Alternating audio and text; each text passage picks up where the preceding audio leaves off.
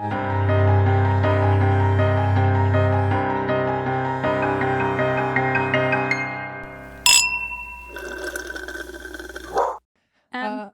Hi, I'm still here. Oh, great. But now I'm filled with cheesecake. Can we talk about it? Yeah. Okay. Everyone knows that whenever Christine's in town, now we just eat cheesecake. And so I should have known, because the last time we recorded, which I guess was 2 episodes ago now because you weren't here yet. Yeah.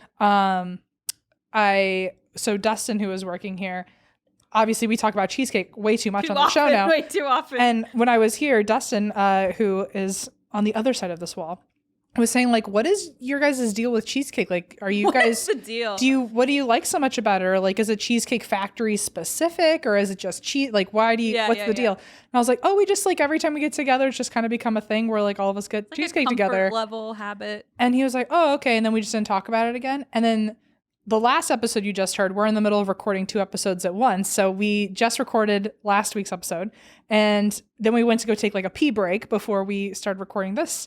And there was a shitload of cheesecake on the counter. Array. And I was like, where did this come from? And apparently Dustin remembered that, like, you were coming into town. It was just a casual gift. It was just there was just so much cheesecake. We thought we were going to have to wait till nighttime to eat cheesecake. Yeah. Now we're fired up on I have it inside of my belly right now. We are ready to roll, ready to rumble, even though we still don't know what that means. I did not look up rumble. But I rumbled with that cheesecake and I won. Yeah, to be clear. Yeah. And the cheesecake won for me, but either way. there's more. Like, it was like, what, like a half a dozen slices of cheesecake. And we were like, okay, we see you. We were like, it's very easy to get to our hearts, but it means a lot once you do. Dustin, also, now that you're probably listening to this episode, we expect that every week. Yeah, so. You've set the bar very high. I'm just kidding. Next week we want a full baker's dozen. Also, yes. So we had cheesecake. We're here. Also, before I forget, listen, I'm here. Are we going to go randonauting? Yes. Okay, good. 1000%. I just wanted to make sure on air so that you're committed, I'm committed. I told, I'm glad you have the audience really backing you on this to like check in. But now you have to do it. We are definitely going randonauting. I was just telling Christine that since Christine's in town, I was like, I don't know if we're having a sleepover. I don't know what the deal is. I'm assuming. And so when I left the apartment today to go record, I just brought like my big ass quilt, and like Allison saw me leaving and I was like, I'm not coming home. Bye. And just left. So I just left my house in Cincinnati. Was like, I'm not coming home. Bye. Blaze was like, sure, I get it. Blaze and Allison probably have their own group chat with Gio being like, this is some bullshit, huh? Oh boy. But yeah, so we're I assume, I'm telling you that to tell you I cleared the day. Good. So I assume, we at some point will find nothing to do for ourselves and go randonauting. Correct. I think that's exactly the plan. So we will, hopefully we record again in a couple of days. Hopefully we'll have an update for you then. And also, like, we are just full of exciting news. We have this virtual live show, which you probably heard in the promo if you're listening to this like right now. But we are doing a virtual live show on the 22nd again, because the first one was so fun. Yes. And it sold out. So we want to like make sure people get to come. But we're doing a more spiced up version. Give it a little spice. Something. We, so a lot of people have been asking if we're going to do another show, and we have heard your cries. And you're clamoring from afar. We hear you from our thrones. From the castle. We've gotten like 2 tweets now. Just kidding. We've gotten 3. I'm just kidding. But no, so we obviously there's some interest. So we were like, well, and we had wanted to do one on our own anyway. Right. So instead of us doing our own notes this time, we're going to do a listeners episode version where it is a live show listeners edition. So what that means is Eva is going to be reading the top 10 stories that we get submitted, and we built out a email address specifically for this show. So if you we're taking this very seriously, if you want to write out your story and you want it to be a part of this, we made an entirely different email address. So only those stories are in the running for this live show. That address is atwwd from our couches at gmail.com. So because you can ignore the AT at the beginning and the dot in the middle. I think I'm like cheesecake drunk. I'm just slurring. Also, a lot of times I've noticed people write ATTWD. So just like Just like say the name of the show first. There's a WW in there. A double W. A double W, if you will. Yeah. So send in, I guess the prompt is scariest stories. And then if this goes well, if you guys enjoy it, if, then maybe we'll do more and keep those in like their own little Gmail inbox. Right. Also, this time we are donating proceeds to the Marsha P. Johnson Institute. Yes, it's $10. $10 tickets. We don't have a ticket link quite yet. But I'm sure by the time this comes out, maybe we will. Oh, we probably will. So, well, just look in our social media. As of today, as we're speaking, we don't, but we'll work on that. Like it's somewhere. And we'll be posting about it on Instagram. Like we'll make sure you guys can see it. Yeah. But yeah, so if you want your story heard for our live episode, make sure it is in that. It goes to that email address. Just make sure that Eva knows what she's reading. And yeah, we're really excited. And we'll see. It's August 22nd. Yeah. August 22nd at 5 Pacific Standard Time to 8 Eastern Standard Time. Yeah. You talk. My goodness. I'm just the cheesecake really. Em's not used to being drunk. 5/8 if you were watching a TV screen. Yeah, like 5 p.m. 5/8 Eastern. Listen, don't worry about it. It'll be there. You'll be 5 there. We'll be PT/8 ET. That's right. Also, can I just give a quick ghosty update before I forget? I think they'd be angry if you didn't. Okay, I just have a really quick one, and I think I've heard this on our live stream. We did like a Thursday live stream like we usually do, happy hour, and somebody asked, and like, okay, I will say a lot of people have written in and sent some really interesting information to kind of like debunk what's going on, and I am the first to consider those options, and I found it really interesting. A couple people have mentioned there's this phenomenon where, like, if you're used to a lot of noise, like I was in LA, and then you go somewhere quiet, sometimes your brain like fills in sounds. Interesting. And so that's one thing that I heard. So you're causing your own haunts, really. Perhaps. And so that is something I've considered. However, I will say it sounds very much like a person speaking in the other, and it's not often. And I'm pretty used to it being quiet because I lived there for a month with nothing happening. And then all of a sudden it kind of started. But what I realized, I was like, when did this start? It started when we hired a bunch of people to come paint the house and paint those those creepy church steps. Okay. Also, there's creepy church steps. Wait, you painted the church steps? Yeah. You didn't tell me that. Well, I didn't on purpose, I bet. Just now. Okay. What did you paint them? What? Before we get into the spooky thing, decor-wise, what did we paint them? Okay, so what did they look like? Were they exposed brick or wood? Or so so here's the thing. Okay, let me tell the cat story and then I'll explain. So there's a cat story. Okay. This is what Cheesecake does. Dustin's never gonna buy his cheesecake again. We warned Sorry, them. Dad. Like, you made a mistake. You should have told us after we recorded that it was cheesecake. Eva should have told you, actually. Eva should have hidden them from us. She knew better. You. She wanted to see how this episode would turn. Yeah. And I hope she's enjoying herself. So basically what happened is I was in the kitchen and Blaze was at work and I was home alone and I had already thought like, okay, yeah, maybe I'm making this all up in my head and like I'm fine. And then I'm sitting there and I'm at the sink doing dishes or something. And I like see something out of the corner of my eye. And there's a whole side of my house that doesn't really have windows because it's like against another building. And so I kind of look over and I'm like, I thought I saw something like a weird flash or a movement of somebody or something. And I was like, oh, it must have just been like a reflection or whatever. Right. And then I realized Juniper has whipped his head around and is staring directly at that spot. And I thought, okay, maybe both of us saw a flash or a light or something. And then I'm like, I'm just going to keep doing what I'm doing. I'm looking at a cat out of the corner of my eye. His eyes are following something from exactly where I saw something. And now it's walking right past me. And he's looking at it and watching it wander through and his tail starts flicking. And he watches it all the way into our dining room, which is like across the entire kitchen into the dining room. And I'm just standing there watching my cat like, no. It's like, can your eyes wander out the door? Yeah, somewhere like far away from me. Away? And so I was like, whatever it was, I didn't see it. My cat saw it. I was like, is there a dust particle? But like, I couldn't figure it out. And that's the first time that's happened. So he just was tail flicking, watching something walk across our kitchen, living room, and then into the dining room. And then he stared at it for a while. And then he just kind of moved on. And I was like, what was that?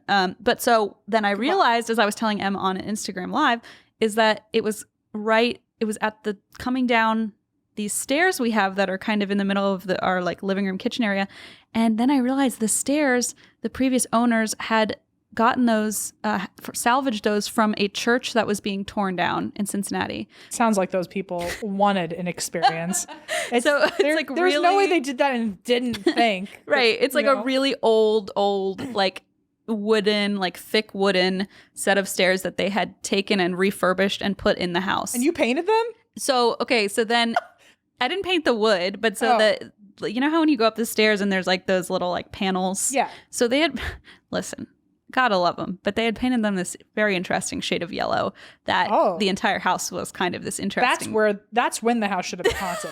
That should have been the ghosts of the church being like, take this away. This yellow is no good for me. It was kind of like a pale mustard yellow, like as if you mixed mustard yellow with mayonnaise. It's not godly. It's not godly. It's not godly. It's not holy. It's not holy. It was cursed. So I did have people come paint the house because I was like, I don't want to like buy furniture and stuff until like I have, at least like the living room, the color I want it. And I'm not kidding. Everything was yellow. Not just the walls, the door frames, the doors, the window frames, all of it. The door frame, nothing was like trim. Like everything was yellow.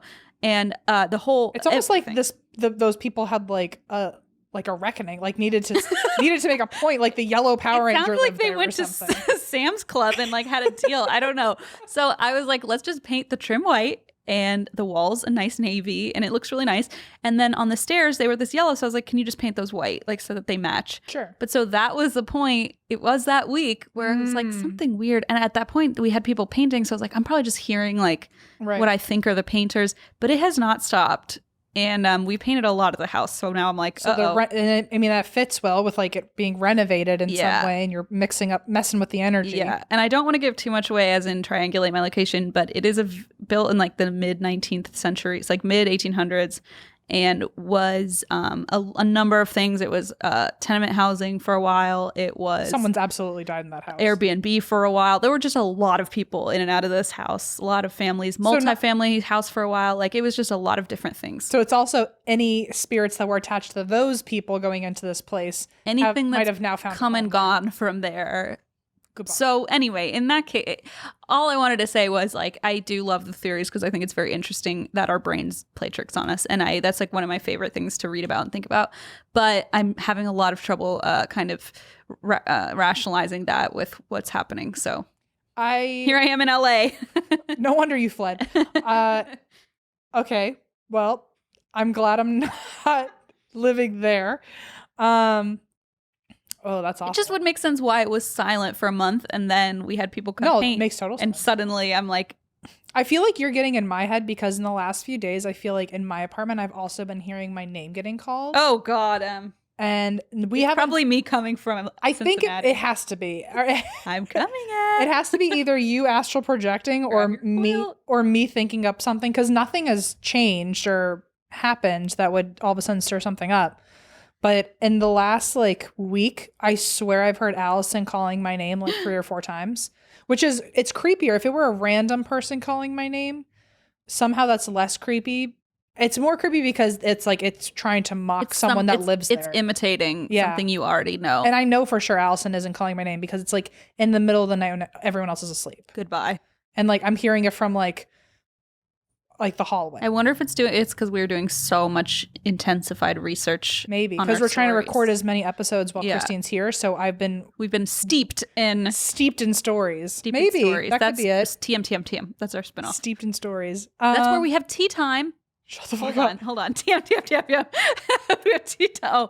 Oh no, I gave M to the. Okay, well, I'm also panicking because sorry, you guys gave us cheesecake, so sorry. It's like never ending. They're probably rolling their eyes like, Jesus Christ, get to the stories. Okay. But I keep forgetting to tell you. And I sent you a picture on my actual birthday, I think. And I said, remind me to tell you this on the show. I certainly didn't remember. Neither did I. And now it's August or something? Yeah. But no, so I've been wanting to tell you this since my birthday. So one of the things that Allison gave me for my birthday, the main thing she gave me for my birthday was she made me like a personalized advent calendar. She's really trying to step her game up with she's pulling an M there. She's kind of pulling a Christine there too. Oh my God. Oh God, now I feel threatened. It was like probably the most creative. That's cute. I've seen gift wise. And so It was an advent calendar, but every day was a different present. Oh, shit. I know, but some of them were tiny, to be clear. She didn't spend, like, she definitely probably spent in total a lot, but, like, not every day was, like, this big, massive thing. Some of them were, Ferrari, right? Yeah. I only got 3 Ferraris. But she, like, some were just, like, a little phone stand or, like, a mini card game or something. Oh, cute. But, first of all, before I tell you the thing I want to tell you, my favorite day was she planned a day. We all know I love my Duggars. She gave me a Duggar marathon, and they're obsessed with fucking pickles. And so she gave me, so my gift was watching Duggars, and then she brought out a jar of pickles for us to eat while we watched the Duggars, and they're obsessed with tater tot casserole, and they have their own recipe. You told me about She this. made me tater tot That's casserole. amazing. I was like, this is the one. I was like, that I know, like, of all the things, and she's Signed, probably, sealed, delivered. Let's go. well, also, like, of all of the gifts she gave, she was like not happy that was my answer for what was my favorite one, because she put so much thought into other ones, but that one came with layers where I was that's so thoughtful of what you like. It's like all the things we you could have like. just watched the Duggars, but you also knew the things. She'd clearly been listening Very because nuanced. I'd told her like what they eat and shit, and then she planned. So anyway, the thing I've been wanting to tell you about was arguably my other favorite gift. And I should have brought it, but you're in town, so we can probably do it. Okay, what is it? I'm dying. She before Ouija board. everyone's gonna ask. It's from American Hauntings website, because I know people are gonna ask. What is it? I'm dying. So American Hauntings has their own line, and I'm so mad that we didn't beat them to this. Their own line of haunted teas. Tea? So they have Like beverage. yeah, Spill the tea tea. leaves. So they have like a small little tea company where there's like probably like 15 different teas that they make, but they're all named after different stories, like different haunted cases. Stop. So, and I think I've covered all of them too. So I got to like, I knew the stories of each tea. That's so cute. Get this. This is where I'm really everyone's gonna be like, okay, now I fucking need it. Because it comes in little like apothecary bottles. Sure, of course. With little corks in them. And they all come in this, if you get it's like a sampler. Like you can just buy them as one. Individuals. But she got me kind of like a flight, if you will, because she knows I'll drink all of it. And the box that it comes in is like slabs off of a haunted house next to them from like the 1800s. Wait, what? Are you serious? Yeah. It's like an actual piece of and it's like an old house that no one lives in anymore, and so the thing that you're not allowed to do because you will bring ghosts into your home. So they took like great. It's not even like, I guess they refurbished it, but it looks like they literally took slats off of a house and built little boxes to put all your haunted tea flights in. It's the most me thing. Eva, get these people on the phone. Anyway, so I know people are going to ask. It's American Hauntings, and I've already had some friends ask like, where'd you get that? And then they got it, and then we FaceTimed and had haunted tea time together. So okay, I'm gonna. How have you not told me about? I've been waiting to tell you for literally months that now. I don't get to do haunted tea time. I can go 10 minutes down the literally road and grab it. I've never wanted anything more in my whole life. Let's have tea time tonight. Is there TMTM, a wine company that does this, and then we can have like 19 crimes? Wait, 19 and crime, like wine and then like true crime for you, and then ghosts and tea for me. Right. Bingo. Bingo bango. That's you have. But 19 crimes. I'll go get the teas. Okay. Holy crap. Moving on. Ananyway, let's talk about Welcome this. to And That's Why We Drank. I'm sure you've skipped all 20 minutes. I'm sure that's why you drink. So I don't know why I brought that up. Something about why did I bring the tea up? I don't know. There was a reason. It's. I think it's because I said. It's because I said. I made a hilarious joke about our spinoff show. Oh yes, steeped in stories. Okay, all of that is so we should get like them to work with us, and we'll use that tea for steeped in stories. Tim. Bingo. Okay, got it. Also, American Hauntings, if you're listening, we created. You got the tea. We get the steeps and stories name. We spill the tea. Okay. Thank you. Okay. Hold on. As we slowly adjust to a new normal, we still need to be smart about how we do business, okay? I know it. Luckily, we have stamps.com to make things a bit easier for us. If you haven't listened to our show before, welcome. This is where we talk about stamps.com for the millionth time about how amazing they are and how they've saved our tushies a million times.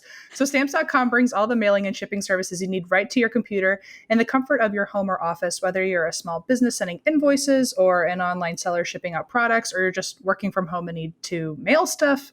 Stamps.com can handle it all with ease, and they have for us. They really have. Simply use your computer to print official U.S. postage 24/7 for any letter, any package, any class of mail, anywhere you want to send it.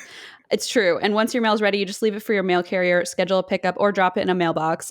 Since quarantine has started, I've done this numerous times. And now I'm like, I don't think I'll ever have to walk into a post office again. It's changing my life. And with stamps.com, you get great discounts too. So there's 5 cents off every stamp and up to 62% off USPS and UPS shipping rates. Right now, our listeners get a special offer that includes a 4-week trial plus free postage and a digital scale without any long-term commitment. Just go to stamps.com, click on the microphone at the top of the homepage, and type in drink. That's stamps.com, enter drink. Yesterday, I finally got my new Warby Parker glasses. I remember I made everyone take a poll on which ones they liked the best. Yes, I remember everyone said you looked a little like Jeffrey Dahmer, and it was like a compliment. And I wanted that, yeah. I mean, who doesn't want that? But like, you looked amazing in all of them. Oh, well, thank you. And I kind of went with that, and I bought multiple pairs. I bought 2 pairs. I bought one, and then I was like, but I really wanted that other one too. It was like a clear bluish. And I had to do it. I had to go with it. So now I have double pairs, and they both have the blue light filtering. Anyway, let's talk about Warby Parker because I love them so much. Yes. Warby Parker is committed to providing exceptional vision care online and in stores, offering eyeglasses, sunglasses, eye exams, contact lenses, and glasses start at $95, including prescription lenses. So there's sunglasses, progressives, and blue light lenses that are also available. Basically, they send you a home try-on, and you could try on 5 different pairs for several days. And basically, that's how I did this poll. Everyone on Instagram could look at it and vote for which ones they preferred. So you try them on for 5 days, no obligation to buy. So if you don't like any of them or you don't feel comfortable in any of them, you can send them back. They ship free and include a prepaid return shipping label. So it's so easy, and you might end up falling in love with multiple, just like I did. I mean, also imagine, like, let's say your parents, have a strong opinion of the glasses you wear. Then your friends have a strong opinion, but they're all in different places. Yes. So you can try them all on, send pictures to everybody, and everyone gets to judge your face. It's so fun. Yeah, if you want to be Jeffrey Dahmer for M, then you can do that. My favorite part of that day was getting to critique Christine's face. So it was fun all around. So try Warby Parker's free home try-on program. Order 5 pairs of glasses to try at home for free for 5 days. There's no obligation to buy, ships free, and includes a prepaid return shipping label. Try 5 pairs of glasses at home for free at warbyparker.com/drink. That's warbyparker.com/drink. My story today is a doozy in that okay. I really like the story. I didn't expect to like it as much as I did until I got to what I now lovingly call Zackopedia. Because I've been listening to a lot of Office Ladies lately, and they always go to the producer or the director or something for all the behind the scenes stuff that they forgot, and they call it Kentopedia because his name was Kent. So I've now started on my own, have been calling it Zackopedia whenever I get to watch Ghost Adventures. So I'm covering Preston Castle, and it's in California. And sounds familiar, but I don't know anything about it. I thought I'd already covered it, but apparently I haven't. The name is just familiar for some reason. I think it's called Ion Castle or Ion, California. Ion? Ione, Ione. That doesn't sound right. I don't know. It's in California. But this is also the location, which I will get to later, of Bagel Bites' first ever possession. Oh my. Em earlier was like, we have to watch the episode I'm going to talk about. Yeah. Now I'm not so sure I want to. Okay. And I feel guilty because only a couple days ago you texted me and you were like, I'm watching Ghost Adventures. What are the scariest ones that you've seen? Actually, I texted you, I'm trying to make Blaze watch Ghost Adventures. Oh, were you? I didn't read that part. I had posted a picture on Instagram of Blaze in the Bagel Bites blanket. I should have put those two things together. Oh, sorry. I thought that was... It was probably clear, and I just actively ignored Blaze just kind of was like, why are we doing this? And I was like, trust me. Well, okay, go back home and watch this episode with him because I feel bad that I hadn't watched this episode yet. Otherwise, I would have said this one for sure. Oh. Everyone... I don't know if the possession's going to make Blaze convinced, Okay, fine. Well, you and I should watch it then. Me convinced, and everyone else watch it too. It's actually one of their first episodes too. I think it's like only like... It was like episode 1 of season 2 or something. Oh, early Bagel Bites. Early bags. Yeah. Okay, so the Preston Castle is somewhere in California, and it is known actually as the Preston School of Industry, but it looks like a castle, so it also kind of lovingly became known as the castle. That's cute. It is a California historical landmark, number 867, and it's listed in the 5309 is probably actually like your house or something. And I'm it's the other half of this haunted duo. Yeah. you and the Preston Castle. And it's also listed on the National Register of Historic Places. So this once served as a reform school for boys. Great. Yeah, so when I said lovingly referred to as the castle, it wasn't probably lovingly. There's like thunder clap behind it as you say that. Yeah. Yeah, it just like crescendo of lightning. So it was a reform school for boys. It was one of the it's to this day known apparently as one of the oldest and best in the nation for its time period. Okay. So it was like, if you went there, you were like at the castle. You were reformed, yes. So it was built because before then, boys as young as 12 were being sent to literal prison if they like broke a rule. So cute, so fun. So fun. So cute. So socially appropriate. So masculine, going to prison at 12. So boys as young as 12 were being sentenced, and I guess the local prison or the state prison was San Quentin. And so they were like, we need a juvenile facility. So that's how this came to be. I see. And it was one of the I feel like this was every reform school or hospital in this time period, but it was one of the self-sustaining schools where the boys did everything. So they gardening, they took care of livestock. As young as 12, they were in charge of like the slaughterhouse. So they had meat, and they learned, I guess during the mornings, they would do academic stuff, and during the afternoons, they were learning a trade. So in theory, this always sounds like so good. It never goes well. Well, it sounds so universally correct. But I think it also sounds a little bit like a utopia. Labor? Oh.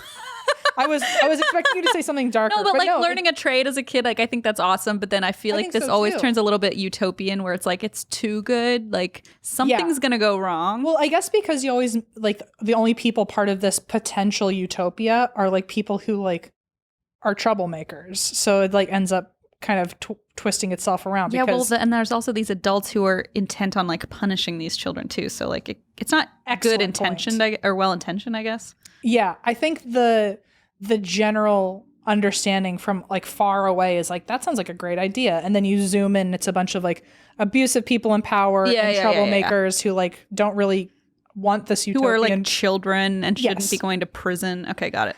So it was opened in 1894. By the way, a lot of this information, I feel like I'm not saying this is right or wrong, but the Ghost Adventures episode seemed like it had completely different information than the rest of the internet.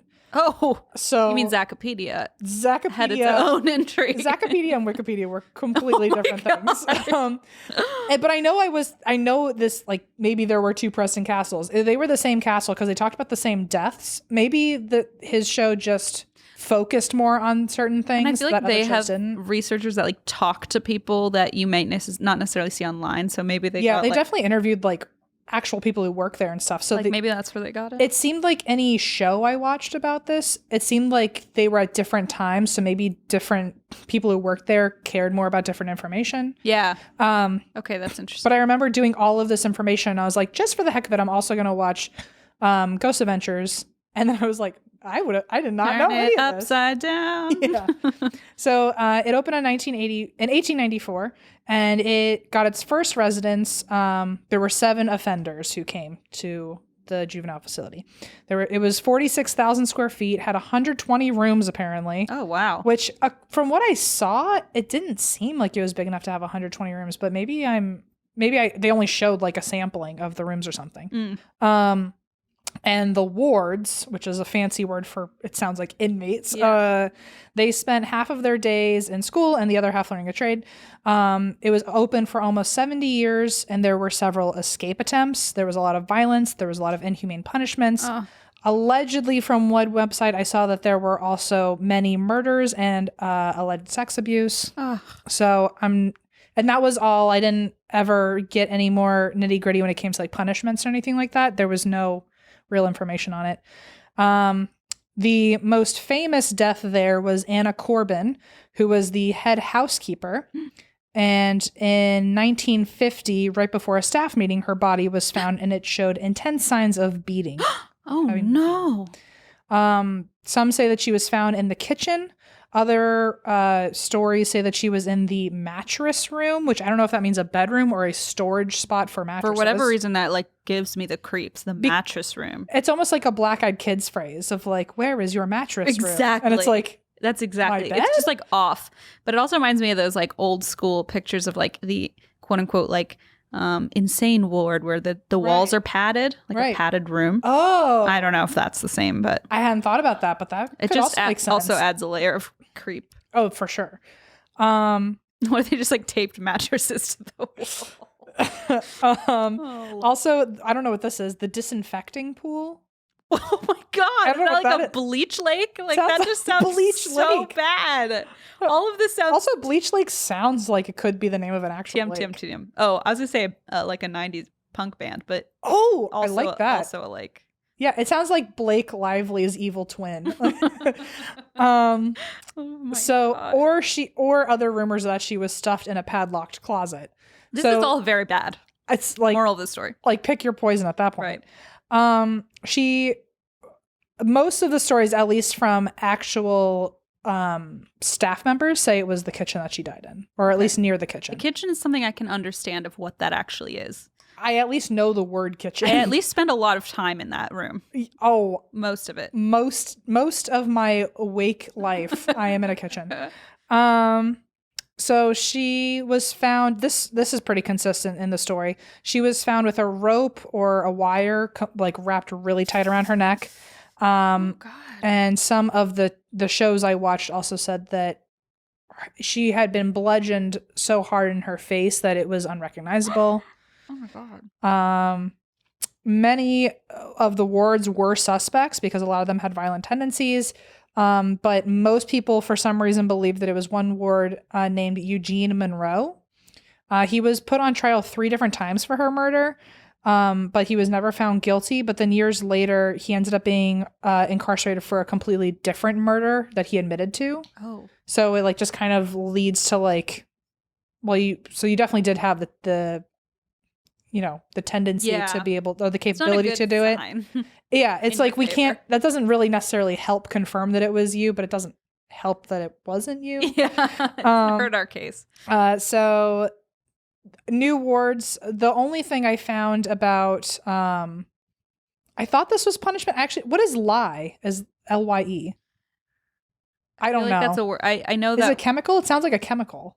I feel like it is, but like. I should have looked it up. A natural chemical, like from an animal? Am I making that up? I don't know.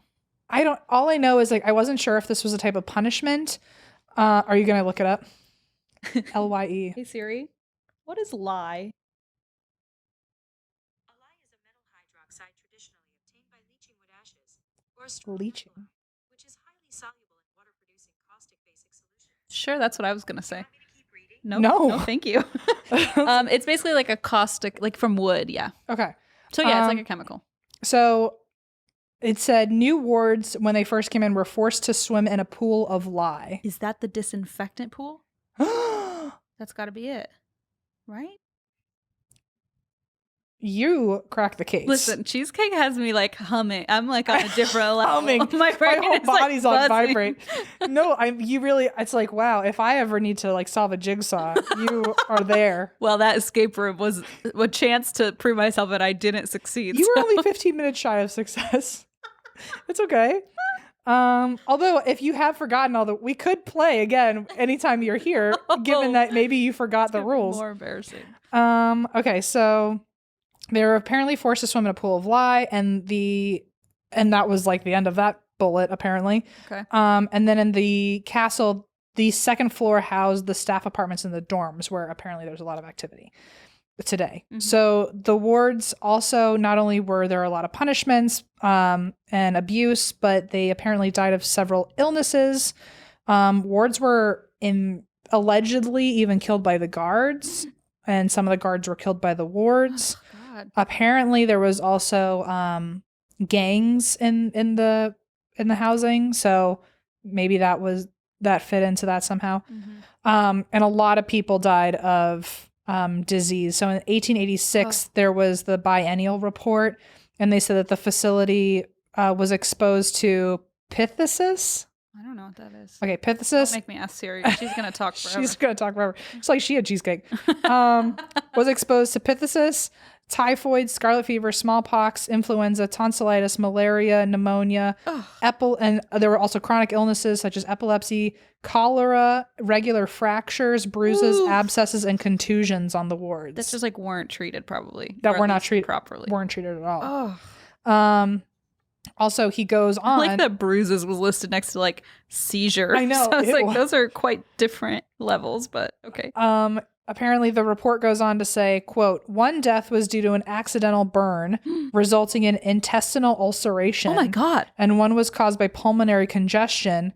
And Jesus. so those were two different deaths, and their resting places are properly marked so that if in the future their parents or friends so desire, they may be moved to other places for burial. So that being said, I'll talk about this in a little bit, but there's also a graveyard on site. Sure.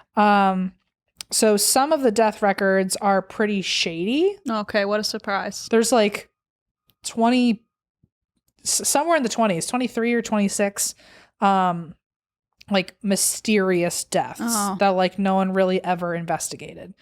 Right. And so one of them was a boy named Grant Walker, and he allegedly died from typhoid fever, but the report says that he died, he's the one that died from an accidental burn resulting in intestinal ulceration. Cool. But he allegedly actually died from typhoid. It's interesting. There's Very another, different. yeah, it's all, so I don't know if that means that there's a abuse that they're trying to cover up in some way, or maybe they just like didn't give a shit. They're and just were like not taking care of they were just like their files are just totally fucked up. There's also Nicholas Hamilton, who apparently died from tuberculosis, and he was kept isolated from all the boys to avoid contamination, or at least that's what they told people. Okay. It sounds like, according to this sworn affidavit from a doctor, that Nick actually hurt his knee when he was trying to escape. And then the doctor said, I found him lying in the hospital, suffering great pain. I examined the knee and found it badly swollen and inflamed. Dr. Adams had also examined him and confirmed my diagnosis. Treatment was at once instituted, but then the superintendent decided to examine the injury.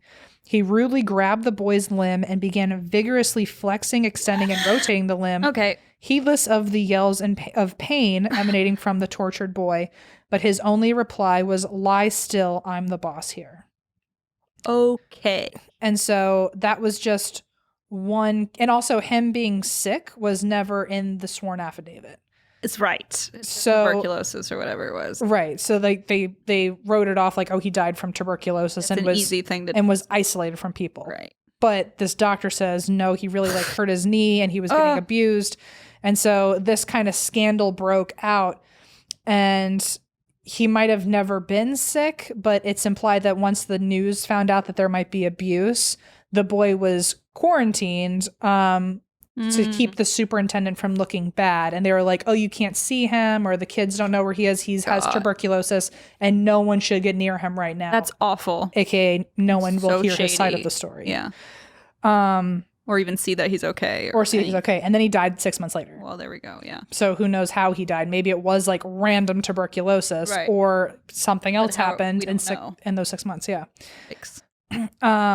And so also in 1914, this one wasn't super mysterious, but one of the deaths was a drowning where one of the boys went swimming. He claimed that he was going to swim I guess back then doggy paddle was called dog fashion, which is kind of Hold precious. on. Let's bring that back. Again, kind of like the Black-Eyed Kids of being like, I will swim dog fashion. Like, It's truly. oh. Weird. I will eat this Okay. apple with ketchup and swim dog fashion I'm gonna in your mattress room. In your mattress, you better watch out because your mattress room is going to have a lot of apple ketchup on it. Okay. So yes, he was swimming dog fashion. Or he said he could at least, but then he dove in and pretty much sank to the bottom. Oh my God. He came up once for air, screaming for help. Two of the boys tried to save him, but he couldn't be found. Oh my God. It was like a pretty quick drowning. Yikes. Which I guess as far as drownings go, like hopefully it went quick. Like, Yeah. but I mean, it's still like one of the worst ways to go. Ugh. I think you may be thinking to yourself that I'm looking a lot more swanky this week. I was wondering what is going on because your aura is different. Your energy is swirling about me. It's What's that time. happening? It's that time of the year. It's that season. It's the fall FabFitFun box. Oh my gosh, and- quadruple F. That's right. No, we never thought we'd make it this far, but here we are. I received my FabFitFun fall box. I loved everything in it, which, what else is new? I got these Nectar blue light blocking glasses. Ooh, very swanky. They're tortoise shell. I know, they're amazing. And I've always wanted to try just like these kind of tortoise shell computer glasses that don't have actual prescriptions. And my other favorite thing is that I got this curling wand by Foxy Bay, and which is the best name. I know that's what you call me. That's your nickname for me. That's your name in my phone. Aww. I love it. But the picture of you is Kermit the Frog, so like it really throws people off. I got this curling wand, and I've never been able to use one properly. I feel like I've thrown away like 3 over the years, and this one actually works. And I curled my hair, and everyone was like, "Whoa, what'd you do?" And I was like, "I can finally do it." So anyway, safe to say, I'm obsessed with my FabFitFun fall box. I guess we should probably tell you all a little bit about what that is. And the best part is that the fall box can be customized in, get this, 189,000 different ways. That sounds impossible, but it does. It's true. And somehow it's true. You can expect to choose from a wide variety of products. So if you need some blue light blocking glasses, if you need a hair curler. Yeah. I know when I got to our house, Allison was very excited about the brow gel that's out in the new box. Also, there's a couple other little cosmetics in there the second that I handed the box to Allison, she ripped it away. You never see it again. No, I never saw the box again, but I saw all the products lined across our bathroom sink. So it's beautiful. It's such a great day when that happens. So, folks, it's time to customize your box for the fall season. Sign up today to receive your first box and join a community of over 1 million people who are already obsessed. Use coupon code DRINK for $10 off your first box at www.fabfitfun.com. That's coupon code DRINK for $10 off your first box at www.fabfitfun.com. I don't know about you, Christine, but sometimes I feel like I need a summer vacation from cooking. I need also a fall vacation from cooking. I need a winter vacation from cooking. But when the heat rises in the summer, I'm looking for ways to do less. I'm always looking for ways to do less. And that's why lately we've been skipping out on meal prep and keeping things easy with Daily Harvest. It's very true, especially when it's so flippin' hot out. Daily Harvest helps us beat the heat with their refreshing smoothies and delicious scoops, which is their plant-based ice cream, which you got to try it, especially if you're dairy-free. And if not, like me, I still love it. It's amazing. Yeah, they're free of additives, preservatives, and fillers because they're made with whole, nourishing, organic ingredients like black sesame, coconut cream, dragon fruit, and they have 4 amazing flavors. And I got to tell you, we've talked about this before, that like when we get our box of Daily Harvest, we all like scramble to get everything out that, before someone else knows what the flavors are, so we can write our name on it and claim it. And even RJ, who's not an ice cream fan, loves scoops. So we've had scoops before. They have their harvest bowls, their smoothies. They have their mint cacao, which is like a play on like mint chocolate chip, but it's healthier for you and tastes very good. Oh my gosh, I can't get enough of it. It's excellent. Daily Harvest is also a lifesaver because they stock your home with clean, delicious food. It's built on real fruits and vegetables, and they're farm frozen to lock in peak nutrients and taste, so you don't have to worry about losing any nutrition. With Daily Harvest, there's tons of options for any time of day. Like Em was saying, you can basically plan your whole meal schedule, or it's like forget meal planning or meal prepping. Like you can plan your whole schedule around Daily Harvest. Yeah. Oh, their flatbreads. I forgot about their flatbreads. Hands down, the best of Daily Harvest, I might say. And eating clean with Daily Harvest is easy and effortless, whether you're having a night at home or you need a quick bite on the go, and everything stays fresh in your freezer until you're ready to enjoy it. Keep it simple this summer with Daily Harvest. Go to dailyharvest.com and enter promo code DRINK to get $25 off your first box. That's promo code DRINK for $25 off your first box at dailyharvest.com. dailyharvest.com. In 1919, there was one guy named Sam Goines who, this is interesting because my understanding of Sam up until Ghost Adventures was kind of a blip on the radar, as far as the stories go. Like there wasn't too much information on the internet about him. And then we got to Bagel Bites, and he was like Sam Goins is known to be the biggest poltergeist in the building. And I was like, what the fuck? I was like, I didn't know about that. So Sam Goins was 20 years old, and he was an inmate for burglary, but apparently he was shot by one of the guards during his stay there for burglary. So a news article came out saying that Sam actually, it was like his third time trying to escape. And it sounds like in some way he was trying to run off, and the guard, whose name was J.E. Kelly, he tried to shoot him in the leg. Like one of the rules there was like, if you take off and you don't, we'll try to tell you to come back and we won't hurt you, but if you disobey after that, then we're going to try to at least like shoot you in the leg or something to stop you from running. Right. So which I guess that was protocol, so this wasn't anything specific, but it tried to shoot him in the leg, but it happened at this exact same second that that Sam actually like bent over to get under a wire fence. Oh no. So his body was bent, so like where his leg would have been, his back was. So he got shot in the back. Oh no. There is a little bit of a controversy there, because there's another story that suggests that Sam had already tripped, and while he was down, he got shot. Oh boy. We don't really know which one, but according to newspapers, which who knows how accurate any real story from back then was, but according to newspapers, there were other people there who did testify with the guard, saying like he didn't mean to kill this guy. He really thought he was just going to like stop him from running. Okay. And so that's one death, although that's kind of shady because we never got the full story. And then there's another guy named Frank, and he died from an abscess of the brain. Oh. Which was caused by an accident that happened before he came in. Okay. He had a motorcycle accident a couple months before he got admitted. And then he died like within a week of having been there. But what's interesting about that is that apparently ever since his accident, and then he came in, ever since his accident, he was not himself. He clearly wasn't in good shape. Like he looked messed up. He had a brain abscess that people either did or didn't know about. And so I guess the protocol then is that they wouldn't have taken him because he was in such bad shape. They would have like demanded he go to a hospital. Right. And they wouldn't have taken someone who was so sick, but they took him anyway. So there's some controversy about like, why did they kind of break that rule to let him come in and then he instantly dies? Right. So it's just something that we don't know. Also, there was no record of him being sent to Preston Castle. And so it's just kind of interesting that they fudged any paperwork about him even being there. Yeah, shady.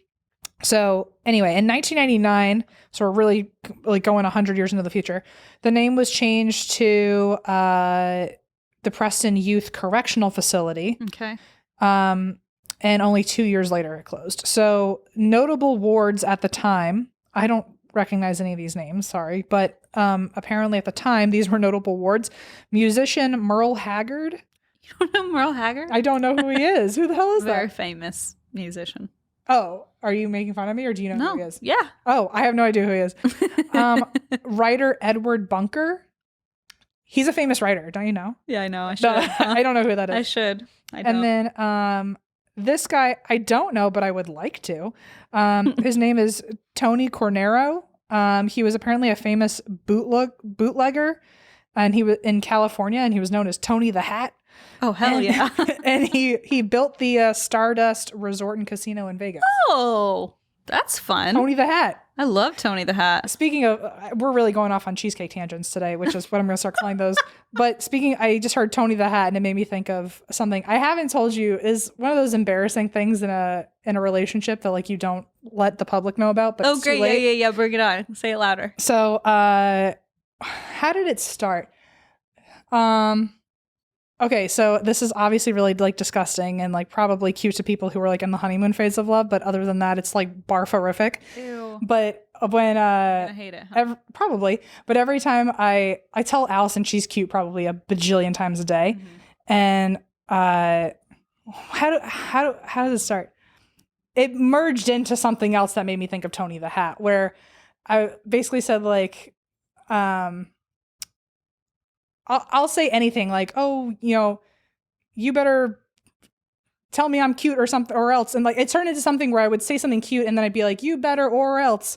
And then at one point she was like, or else what? And I'll be like, or else I'm gonna smack you with some kisses, like something stupid Ew. like that. I know, it's super disgusting, but I'm glad you said kisses at the end because I'm gonna smack you. well, I know that was kind of the point of it, where like it like sounded like it was gonna be violent, but then it wasn't violent.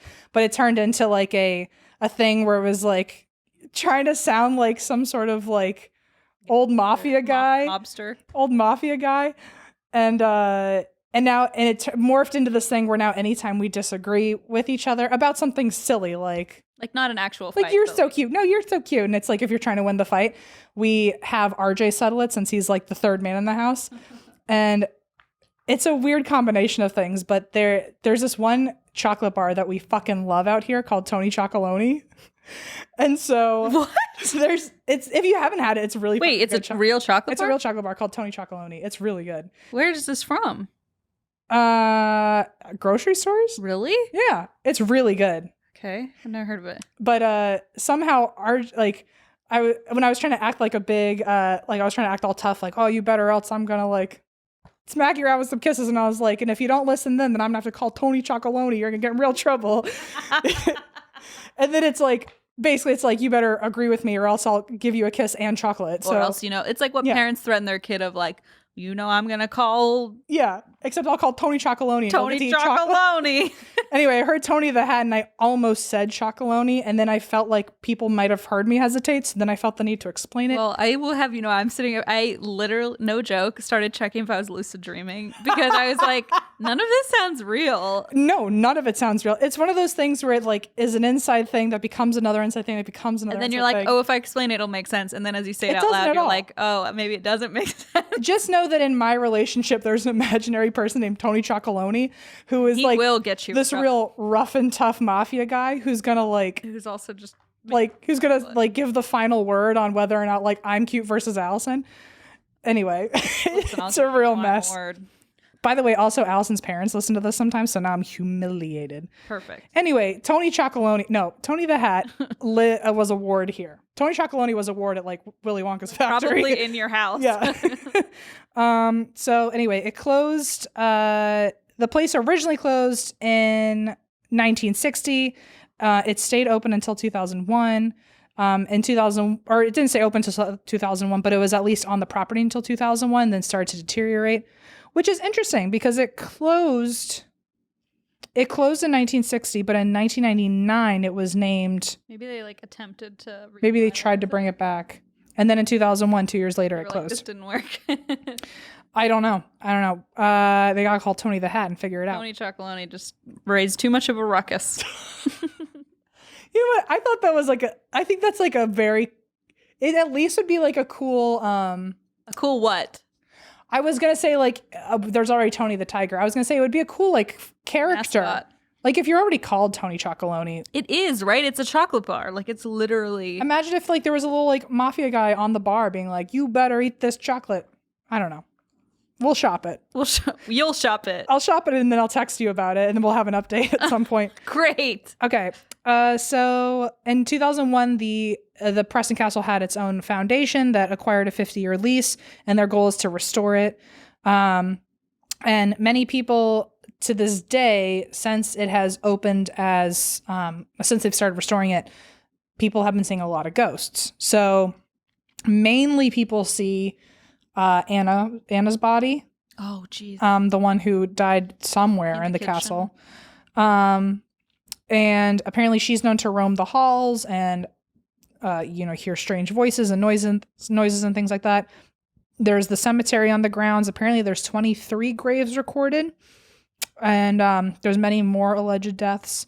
The castle right now apparently does overnight ghost tours for $100. That's pretty cheap for like an overnight stay. I think it's like pretty cheap. I guess so, yeah. Does that do you get to I think you like to do your own investigation. Okay, well that's fair. Because I think they just kind of leave you there. I'm not sure. And also there are apparently basic tours that are offered almost every Saturday. And then this is something I don't think we've ever talked about before, but we should. So every year for the last at least 5 years, they have their own paranormal conference. It's called Paracon, which I've heard about before. Heard of Paracon. Yeah, I didn't know if you'd known about it. But like you're right. We've literally never talked about it. Apparently, it's always held at Preston Castle, and so they have Really? like experts and vendors and psychics come out. And Oh my god! it sounds fun, Come on! and it's not too far. Well, for me, it's not too far. When's the next? Maybe I'll go and tell you how it goes. When's the next one? The next one, this one got canceled this year because of COVID. When's the next one? Next year? Go. I don't know when it is. Am I invited? Yeah, of course. And so that was the internet information, but I do want to tell you about the TV shows I watched. So Ghost Hunters and Ghost Adventures have covered it. So I'm going to tell you about Ghost Hunters first. Okay. Ghost Hunters, this is just some of the things that they heard, or I guess when they were doing their walkthrough, this is things that they had heard about before they had their own investigation. The people that work there say that they have heard doors slam, they've seen misty figures, they've heard children's voices and giggling, firm pass. In the doctor's office, on a tour, two different people saw an apparition of an older man in a doctor's coat and then vanish. Ugh. In the infirmary, the inmate Sam apparently died there because even though he was shot in the back, he like survived for a little bit and then died in the infirmary. Yeah, I thought it couldn't get worse, and then it did. We always think it can't, and then it always does. People have seen shadows in the corner of their eyes, and apparently I've never heard this one. It's always fun when I get a new one. Yeah, what? People have seen sparkling, like around their faces. Sparkling. I don't know what that means. It's fun. I imagine I'm like inside a LaCroix, and it's just like pixie dust everywhere. Sounds like fairy dust. And so women have been heard humming. People have felt like there's webs on their face, like spider webs on their faces. So they've had to like peel something off, but there's nothing there. Ugh. Which is exactly how Skylar is going to handle being dead. He's just going to haunt people.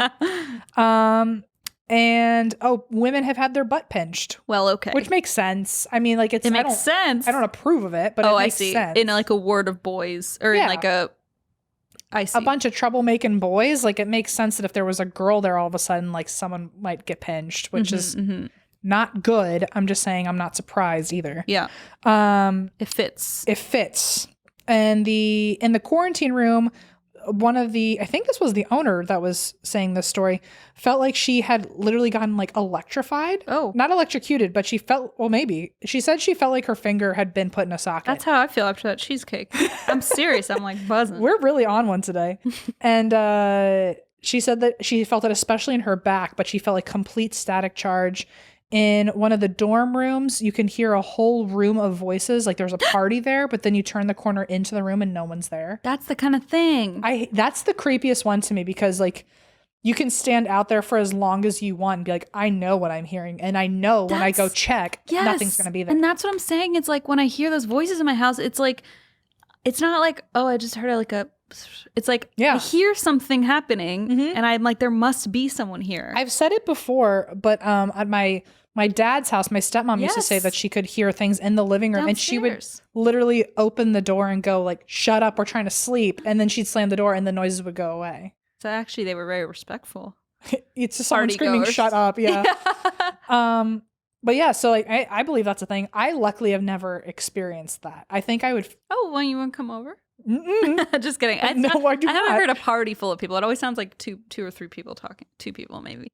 Gotcha. Like an introvert party. Like my kind of party. My kind of party, yes. One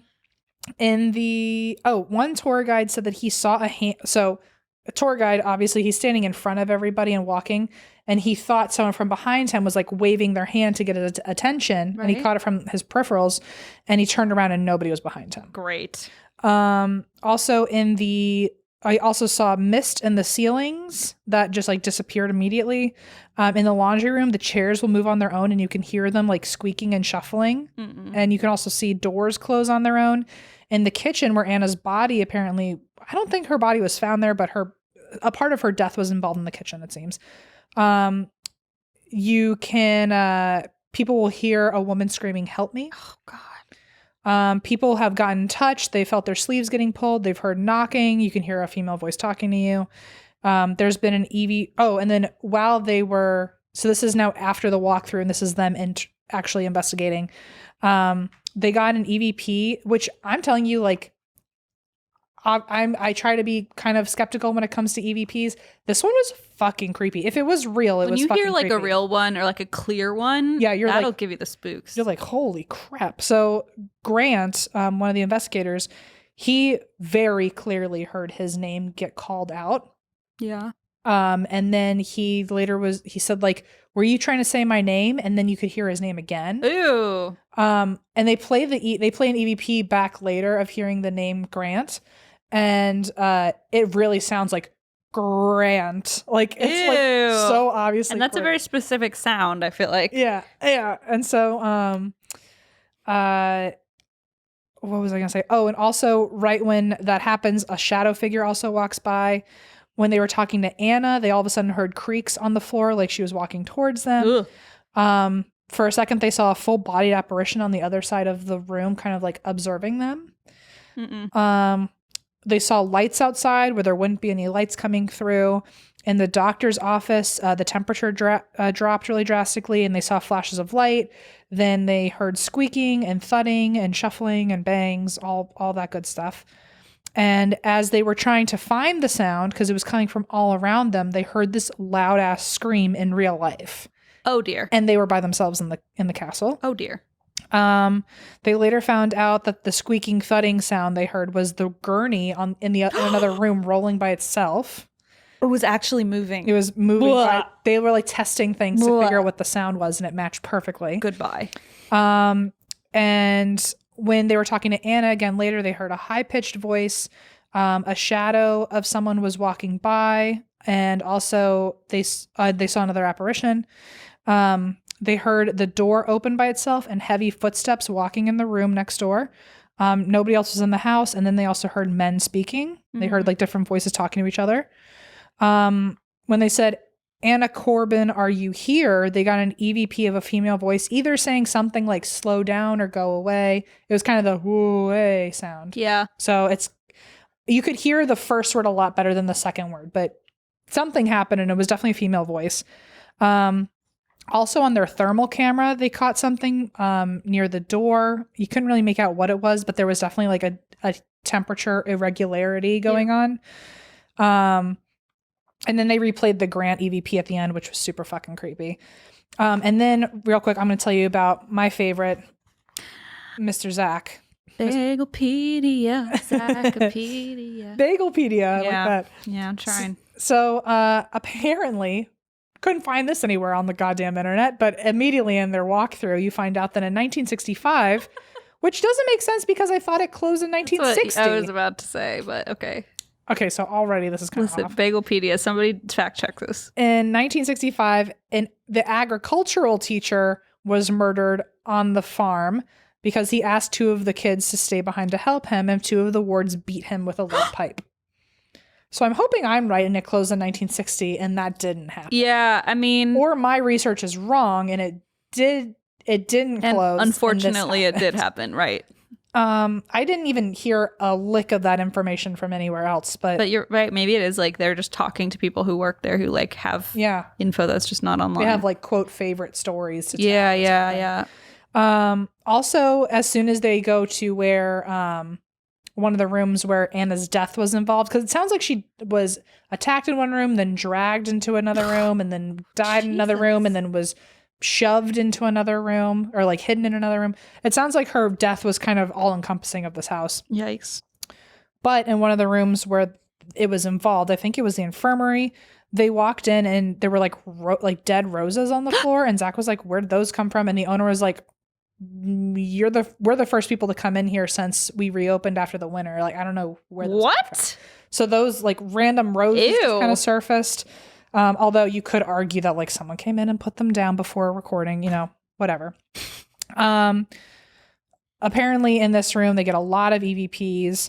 Apparently also in this room, a black mass has come out of the floor and flown away. And also shadows will walk past the doorways. That I don't like. Apparently, this is where I found out Sam might be the poltergeist that everyone talks about, even though I'd never heard about a poltergeist. Famous poltergeist. I never even heard about a poltergeist before this episode. But apparently Sam is like the craziest, most active spirit there. Apparently, in Anna's old room, people get possessed in there. Oh, here we go. Okay. And apparently, you also hear in like 2 or 3 in the morning, people have heard the sound of a buzzsaw. Oh, goodness. Who knows what that means? I don't. But it sounds really jarring. Also, during the walkthrough on the stairs where Anna was dragged, apparently they heard in real life a little girl crying. And also, Zach feels a wave of energy hit him. It's crazy. I love when he feels a wave of energy. It's very Don't we all? convincing. And the crew also. So I gotta say, like, all of this stuff kind of started happening all at once, and it did seem like the whole crew was in different areas of the room. So they were kind of saying something to their own camera, and then they would meet up, and someone else would say the same thing. So it came off like they were confirming without realizing. Oh, interesting. Okay. Each other's things. Like one person was like, it smells kind of bad down here. And then got closer to everyone else. And someone was like, do you smell sulfur? Like, oh, right. So it sounded like they didn't know what was going on. It all was actually happening. Experiencing it. But also keep in mind, I don't know if I've mentioned this in a long time, but usually the smell of sulfur means that like a demon is there. Right. It's like no good. It's no good. Like a happy, pleasant demon doesn't smell like sulfur.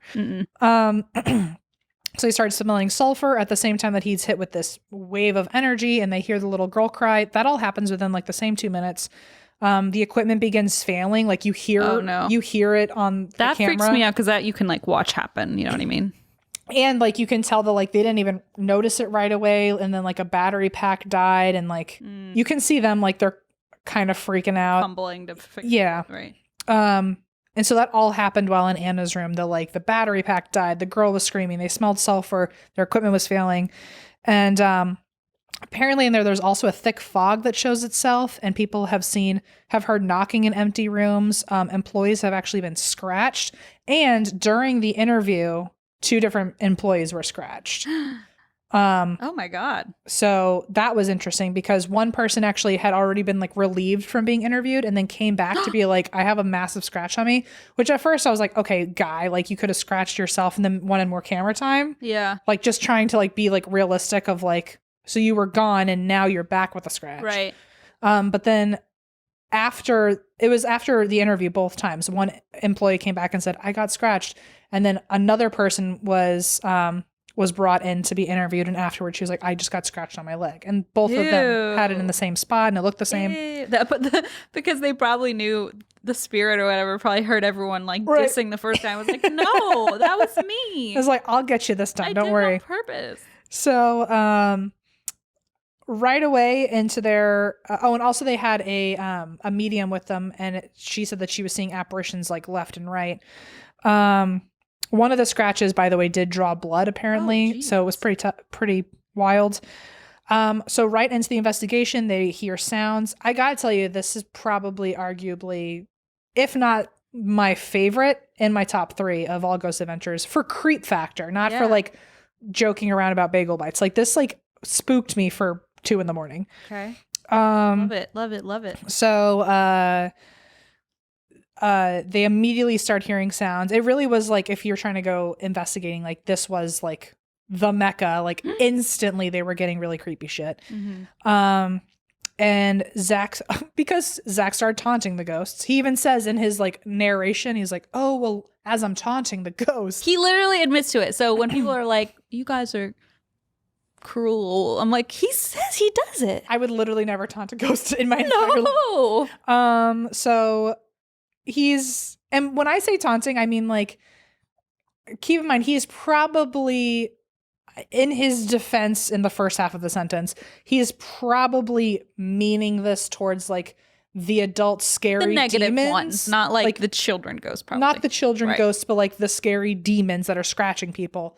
But keep in mind, he is in a reform school for like children boys, and he is walking around with like this, I think, a belt, and like whipping the tables. Wait, and being he like, is? And being like, if you come at me, like, this is what happens. Listen, I'm not gonna lie, that seems a little problematic, but I don't think he was implying he would beat children. Probably was not intentionally meant for anything, but it seems a little off. I don't think he knew how it was going to come across. Yeah. It was experimental. Let's just leave it at that.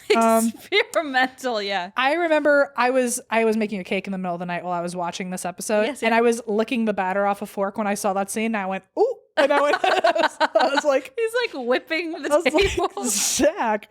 Okay. Oh my God. So he starts pretending like he's gonna beat them up if they come near him. Cool. And then he immediately as he's doing that, hears like a woman or children talking, like a light, more feminine voice. Please just stop screaming at us, sir. He hears them talking from down the hall, and you hear it in real life. What's really cool about this is not everything was EVPs. You heard a lot of the shit in real life, which it doesn't happen often. Yeah, super rare. So then he says, "Did you die from a disease in here?" And an EVP picked up, "I don't know." There was another EVP that said the word "talk." While lying in the old beds, like they literally lied in the children's beds. And then they got an EVP saying, "Get out of here." And this is my bed. And then this is my mattress room. And then they keep hearing random sounds, but then Zach commands them to speak or make a sound or something. And they got a pretty clear EVP of a child going, "Come on, you can do it." Whoa. It's like as if it was talking to someone else, like you make the sound. Yeah. Your turn. And then all of a sudden heard knocking. I have goose cam. It was a really creepy episode. It sounds spooky picturing him laying in these children's bed of like a reform ward. It sounds very spooky. It was creepy to me at least. And so then Zach gives them permission to take their energy and use them as they see fit. Take his own energy? His and Aaron's. After threatening to like beat the shit out of them. Wait a second. Like, okay, now use my energy. Take my belt. And so then they see a mist as he like commands this or whatever. Sure. Then all of a sudden you see mist caught on the camera. Ooh. One of their electrical pieces dies, and then you hear very loudly a feminine voice scream. In real life. Oh no! And they were like, "What the hell was that?" And then they had like they had one of those meters where it like, if any electromagnetic activity passes by, it'll do a really very loud alarming sound. Yeah. It's called a millimeter. And it just shrieks forever until something, it sounds like it shrieks forever. It's only supposed to go like bloop. And then if something moves on, it'll stop. But if it like remains, it's essentially something just holding its finger on the machine or like just standing in its field. And so if it's beeping forever, that means like something is right next to you. And it's not leaving. And that's what was happening. So it was like just going on forever, right after hearing a woman scream, right after the battery died on this thing, right after the mist, right after he said, "Take our energy." This is all bad. And Nick all of a sudden sees something behind him and freaks out for a second. At the exact same time, Aaron is hearing a woman still screaming, and Nick feels something drawing them downstairs. And he's like, and Nick is usually like kind of like, Uber's here. I need to go. Nick is usually kind of like the more quiet one from what I've seen in these episodes, but he was like on another one. It's like he had 2 pieces of cheesecake. He was like, "We've got to go down there. Something's dragging us down here. Like, I can feel it. Like something wants me down here." That means you don't go down there. Exactly. In my humble opinion. Also, if you're usually the quiet one and now you're like desperate to get down there, it's like, let's reel it in, guy. Yeah. So anyway, they go down there, of course. Of course they do. And they start hearing sounds. An orb flies into the back of his head at the exact same time. So it kind of implies like this thing is messing with him or trying to like use him and bring him down there. He feels something touch him. He like literally starts booking it down the hall because he feels something grab him. Aaron's leg is burning. They grab footage of his leg and there's 3 scratch marks, which is 3 claw marks. That's never a good sign. Never a good sign. And Zach is apparently not feeling good. They start hearing sounds. Zach says Anna's name, and then all 3 of them hear a female voice, and then Zach feels something dark get near him, like something step up next to him. And then he's really not feeling good. And he also narrates that this is his first ever possession experience. He narrates it. He does in like post, I'm sure, but he is clearly getting agitated. I thought you meant you narrate it like, at this moment, I am experiencing. This is something I don't understand. Understand. Uh, That was Aaron in the background. that was Dan. That was Dan. Who invited Dan? Those were the first up. That was from. Anyone remember Dan? Those were the previous episode. Dan re-entered. He is never welcome, and he keeps showing up. And so anyway, so Zach doesn't feel good. He's like clearly getting agitated. He's losing control of his feelings.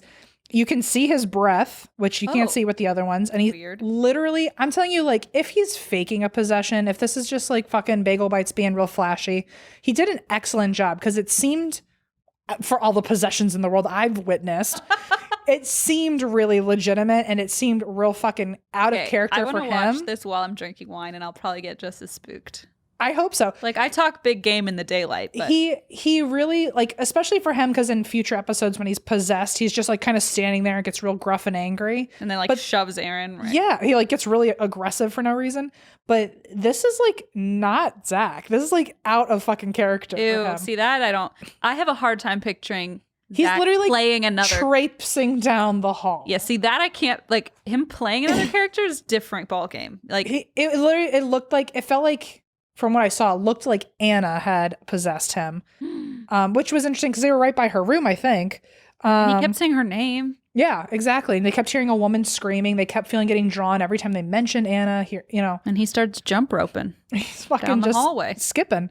And so he literally, like, they catch it on camera. He's now just like, they're all freaked out and staying together. And then out of nowhere, he's like really agitated, and then his breath is really cold. And then all of a sudden he just acts like too calm. And then he just kind of like wanders off and like Someone put a Xanax in his drink or something. basically. Okay. And like wanders off in a way where like they haven't been down there yet. And he's wandering off like he knows exactly where he's going. And the camera people are like, wait. Yeah. And he's like super like flouncy. Like his like limbs seem like kind of light, and like he's not like, we used to call them luggage men in college because they look like they're always holding like suitcases. You know how he always looks like a luggage man? Yes. Like he is like light and like kind of flowy. It's like very creepy. What? And he just like wanders off like he's gone down this hall a million times. And so he's clearly not acting like himself. Aaron and Nick are fucking scared. Yeah. And they can't find him. They literally cannot find him. And when they get to the end of the they're like calling his name like Zach, where are you? And, like they're like, where are you? And usually he'd at least be like, I'm in this other room. Like playing peekaboo. He's saying nothing. They get down to the hall, and at the end of the hall, he's literally in a room sitting in a chair facing them and is not speaking to them, is not speaking at all. And then they're like, good night. They're like, are you okay? Are you okay? And he literally just calm as a cucumber, like too calm. He's like, why don't you come in here real quick? No, absolutely not. Call your goddamn Uber now. And he's just like, why don't you come in here? Just come in here. It's okay. What and in the name of Christ is going on? I don't like this story. he and I'm literally hearing it. waves them in like, it's okay. Like, come on in. And I'm having a tea party. and they're both like, what do we do? We're looking at each other like, I don't know. Like, you go first. Do. And so he waves them in, and then he is still acting super weird, and he just goes like, this is where Anna lived. Goodbye. Goodbye. Goodbye and good night and good luck, because I'm leaving. They literally were like, we're gonna go down to the basement, or we're gonna go somewhere else, is what they're thinking. We actually just remembered we had plans. So he literally says like, we should, like Nick or Aaron are like, we should go to the basement, and Zach is like, literally says, quote, you shouldn't go down to the basement, you're gonna get hurt. Okay. Which, like, his favorite thing is maybe getting hurt. You like, goose that's can't- Zach's favorite If thing. he thought you could get hurt, he'd be like, Aaron, you go down first, right? Like, he'd be like, I'll tape you going down. He literally, and he's, again, acting super calm and weird, and he's like, you shouldn't go down there, you're gonna get hurt. It's, like, super creepy. You just goose camped me. And thank you. And so then Nick asks, since he's clearly acting weird, I think Nick is like, carpe diem, bitch. And so he's like, he starts talking to Anna, and he is like, Anna, why don't you talk through Zach? Oh. And like, you're all clearly Zach's like kind of 1 foot on either side at this point. And so he's like, go full in. And he's like, Anna, why don't you talk through Zach? And Zach gets so fucking weird. Like, Ew. so weird. Like, he starts giggling Okay. and humming. If this is fake, then there's a lot of weirdness going on. If it's fake, he deserves an Oscar. Okay. But he's like humming and giggling and like acting kind of feminine, like kind of like ha ha ha ha, like Okay. that's feminine, by the way. And You're the expert, I guess. he's like acting very not like himself, and like in a way where I imagine he would have been embarrassed to act that way on his I've own. never heard or seen him in this manner. After 3 years of watching him closely, this was different. After going to this fella's museum. Yeah. Yeah. And he's like giggling and like kind of like not evil giggling, but like a woman just sitting there kind of hanging out with herself giggling. Chuckling. And all of a sudden you see an orb fly into his head, and Zach literally tells Nick, because in the beginning during the walkthrough they left flowers next to where Anna's body was found, But not the dead ones. not the dead ones. They brought their own flowers and put them next to where her body was found, which is different than the room where she actually lived in. Got it. And so they were like on a different floor. And so Zach all of a sudden tells Nick, still creepy as hell, he's like, hey Nick, why don't you go back up to that spot by yourself? Why don't you go up there by yourself where her body was found and bring the flowers down here? And then he kind of pauses and goes, she wants them here. And so Nick is like, you want me to go by myself? It's like, wait. And he was like, yeah, you'll be fine. Just go up there by yourself. And then like, that also means, like, which would you rather be? Because Nick is being told as if someone has a plan for Nick to go up there by himself. Or this is kind of foreshadowing, because remember, this is early on in their career. Yeah. This is kind of foreshadowing the fact that everyone hates Aaron, because now Aaron's stuck with a possessed person. Oh no. It's like, Nick, why don't you go away so I'm in the room alone with Aaron? Oh no. And Aaron is so scared. He's like clearly new to this. So Nick literally leaves. Nick leaves. Oh shit. He's like also panicked, by the way. Like neither of them want to separate, but they're like also scared of what could happen. So basically Nick leaves. Aaron is by himself, and then he's so freaked out being in the, because when Nick leaves, he like closes the door behind him. So like Aaron's like, What have you done? now I'm in a closed fucking room with this guy. So he freaks out and he like pulls the door open. He runs out into the hall and just like decides he's gonna watch Zach from the hall.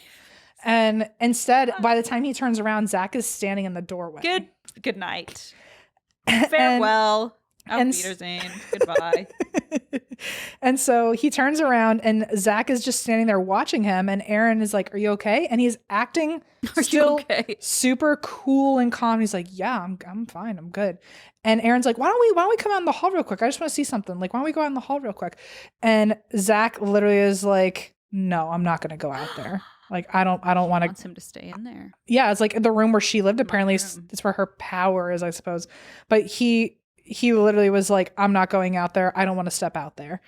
And at the same time, the camera is recording the sound of something frying in the kitchen, which is weird. Nick also gets an EVP while he's by himself upstairs that says, hey.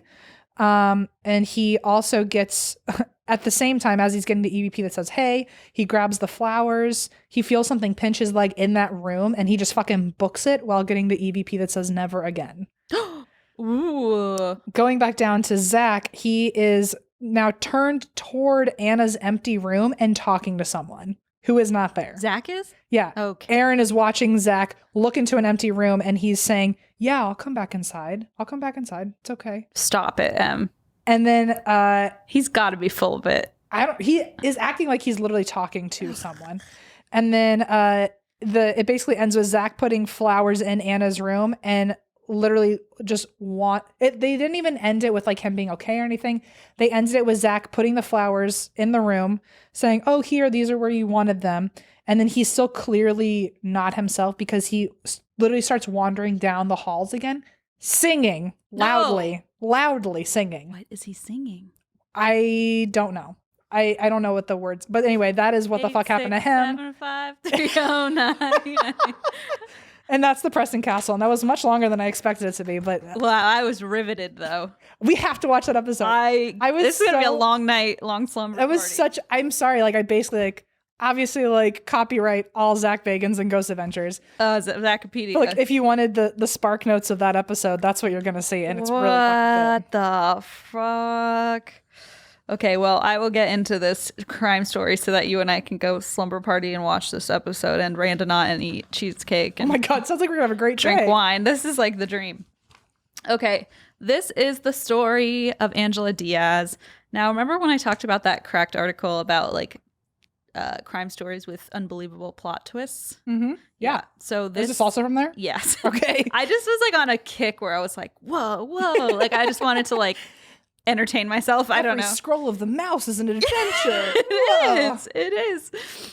So I found this story that I'd never heard about. And I got a lot of the info on a blog called Orange Juice Blog, which is about like the OC, like Orange County. I love that. I know. I was like, that's such a fun name. And then The Cut, which is a site I use a lot, LA Times, OC Weekly, Daily Beast. And okay, so BuzzFeed News did this like really long, in-depth piece on this. And that's where a lot of this came from. So credit to them. Okay, so the year is 2013. 26-year-old Michelle Hadley is looking for love online. So she had only ever been in one relationship, and that was with her high school sweetheart. And they had married when she was 22 and had recently split up. So she was kind of like out of her first ever serious relationship and was like looking for a new man. A new beau. Mm-hmm. So she's dating online and she meets 35-year-old Deputy U.S. Marshal Ian Diaz. And they hit it off pretty quickly. Sounds like they hit it off if her last name is also Diaz. Did they get married? No, her name's Michelle Hadley. Oh, damn. Did I say Diaz? I thought so. Huh. Maybe by accident. Her name is Michelle Hadley. I don't know why. I think I heard Diaz in the beginning of this. I could very well have said that. Who knows? Or maybe I'm like, I had a premonition. Maybe it was because I Where said did Diaz come BuzzFeed. from? I don't know. Maybe I said, it's entirely possible I accidentally said Diaz. I apologize. Who knows? I don't Michelle know. Hadley. Okay. And she met Ian Diaz, and he's a 35-year-old deputy U.S. Marshal. And so they move in together after about a half year in the spring of 2014. And they do get engaged. Okay. So you were sort of on track with that one. Okay. I guess. I'm just like a really bad Premonition. medium. Got it. Just like something's there. You'll figure it out though. I don't really want to figure it out myself. You can figure it It's out. like I can let you know that something is happening. What it is, I don't know. And then go back to your tea. Now give me $500. So pretty quickly, even though they move in together, things start to go south. So Ian becomes controlling, possessive. It starts when he insists Michelle wear, quote, sexy clothes. He pressures her into wearing like really revealing crop tops, wearing like acrylic nails, even though she didn't feel comfortable in them. He even like basically forced her to have her belly button pierced. Like he was like controlling her look and everything. He also forced her to take a pay cut of $20,000 to leave her position where she currently worked for another position at his former employer and what he called his favorite place, which was Disneyland. Okay. So it's many people's favorite place. It is many people's, including good old Ian. Good. And so basically she believes he wanted his ex-colleagues to keep an eye on her, and that's why he pressured her to take a job at his old workplace. I see. And she took a huge pay cut for that, but like was just basically pressured into it. Sure. He began spying on her computer. He tracked her with GPS anytime she went out of a certain radius, like just immediately very abusive behavior.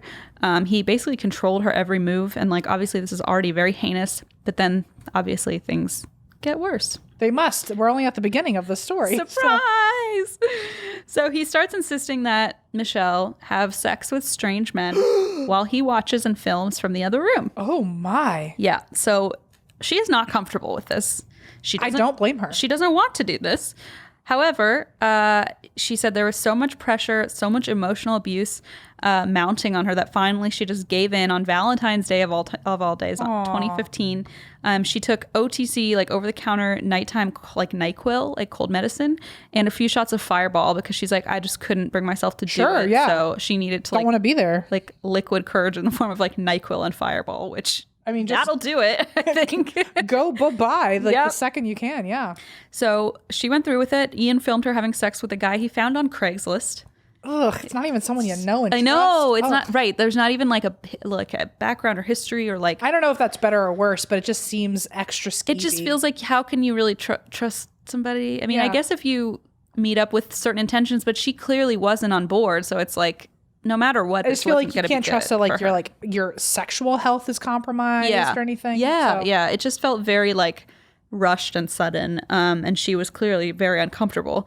Right. That Like also, that above all else, right? I'm just trying to think. There's just with it being Craigslist for some reason, it just adds Craigslist whole has such a extra bad level to rap me. too that like anybody you meet on Craigslist automatically has like the ring of like something bad's gonna happen. I'm like just primed after the Craigslist killer. I'm just, Exactly, like, primed. exactly.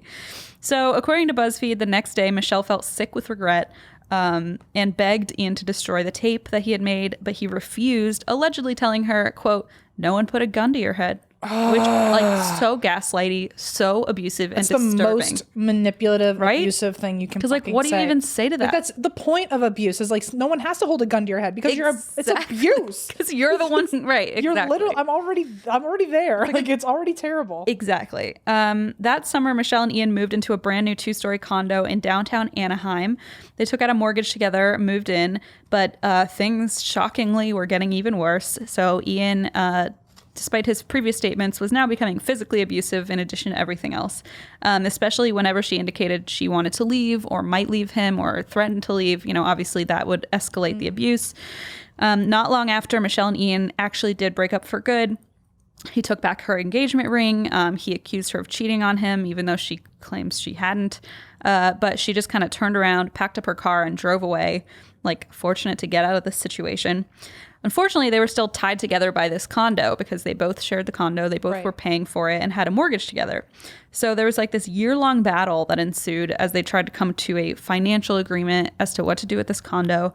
Michelle felt sure Ian was using his ties to law enforcement to like track her. I mean, he had done it before, and she felt like he was trying to intimidate her into like giving up this battle for the condo. She kept seeing his SUV parked near her school. Like she was at Chapman University, and she kept seeing his SUV, but without the license plate on it so that she couldn't like prove it.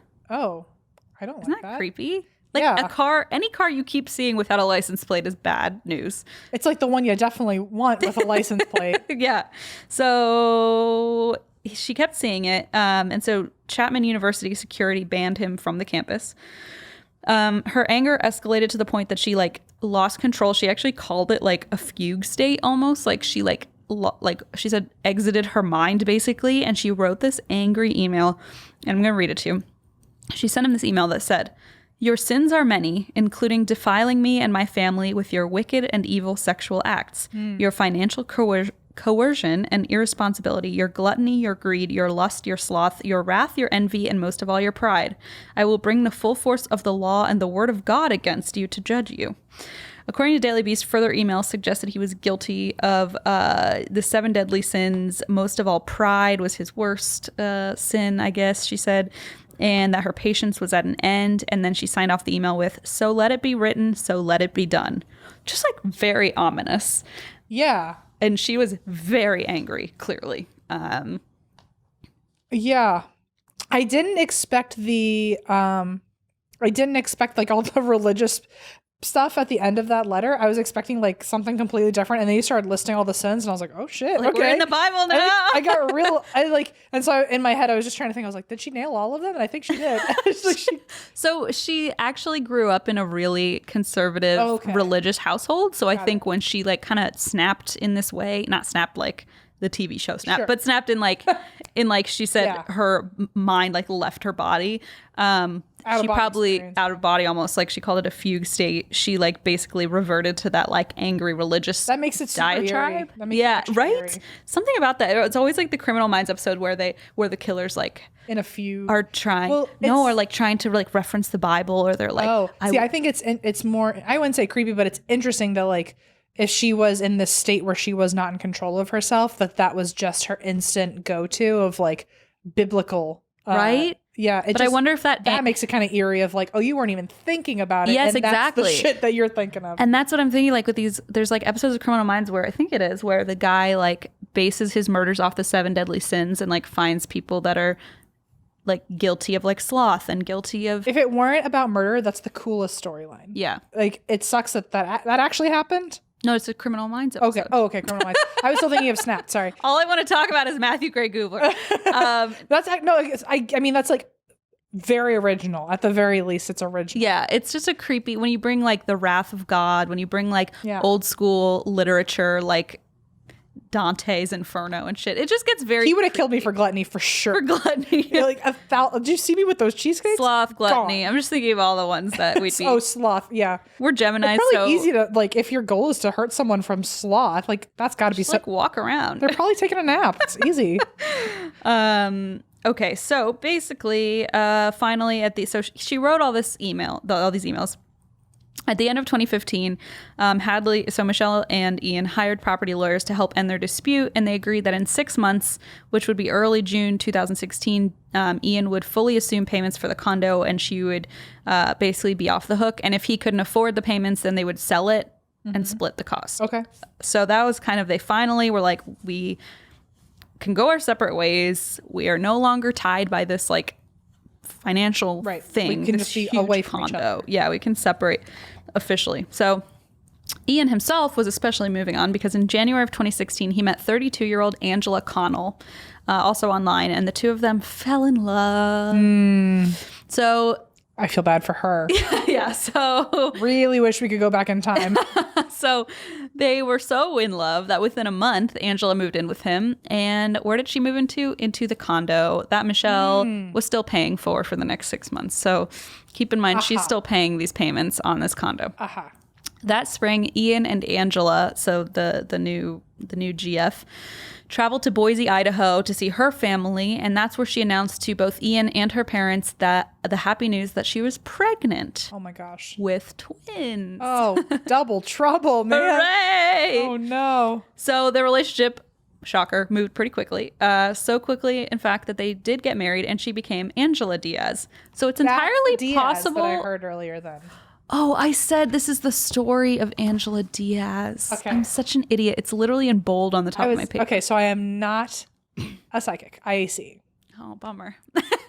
I was really planning a whole business out of that. It's okay. Off that one thing that one half everyone success. was probably screaming, like hit rewind 30 seconds and probably was screaming like Christine literally said Angela Diaz. Sorry. So Angela did marry him and became Angela Diaz. That's interesting. Okay. So anyway, they got married. She's pregnant with twins. Shocker, things were not good for long. Shortly into their relationship, Angela began receiving mysterious, disturbing emails. They featured photos of decapitated bodies, photos of dead babies, and biblical threats. Excellent. Trifecta. Those are the three. Such as, quote, there are legends that Adam had a wife before Eve who was named Lilith, but this is not found in the Bible. The legends vary significantly, but they all essentially agree that Lilith left Adam because she did not want to submit to him. Okay. According to the legends, Lilith was an evil, wicked woman who committed adultery with Satan and produced a race of evil creatures. I hope you are scared of death tomorrow. Be prepared. Don't sleep. Be watchful of the daughters of God. We will steal your child, and we will watch as it dies.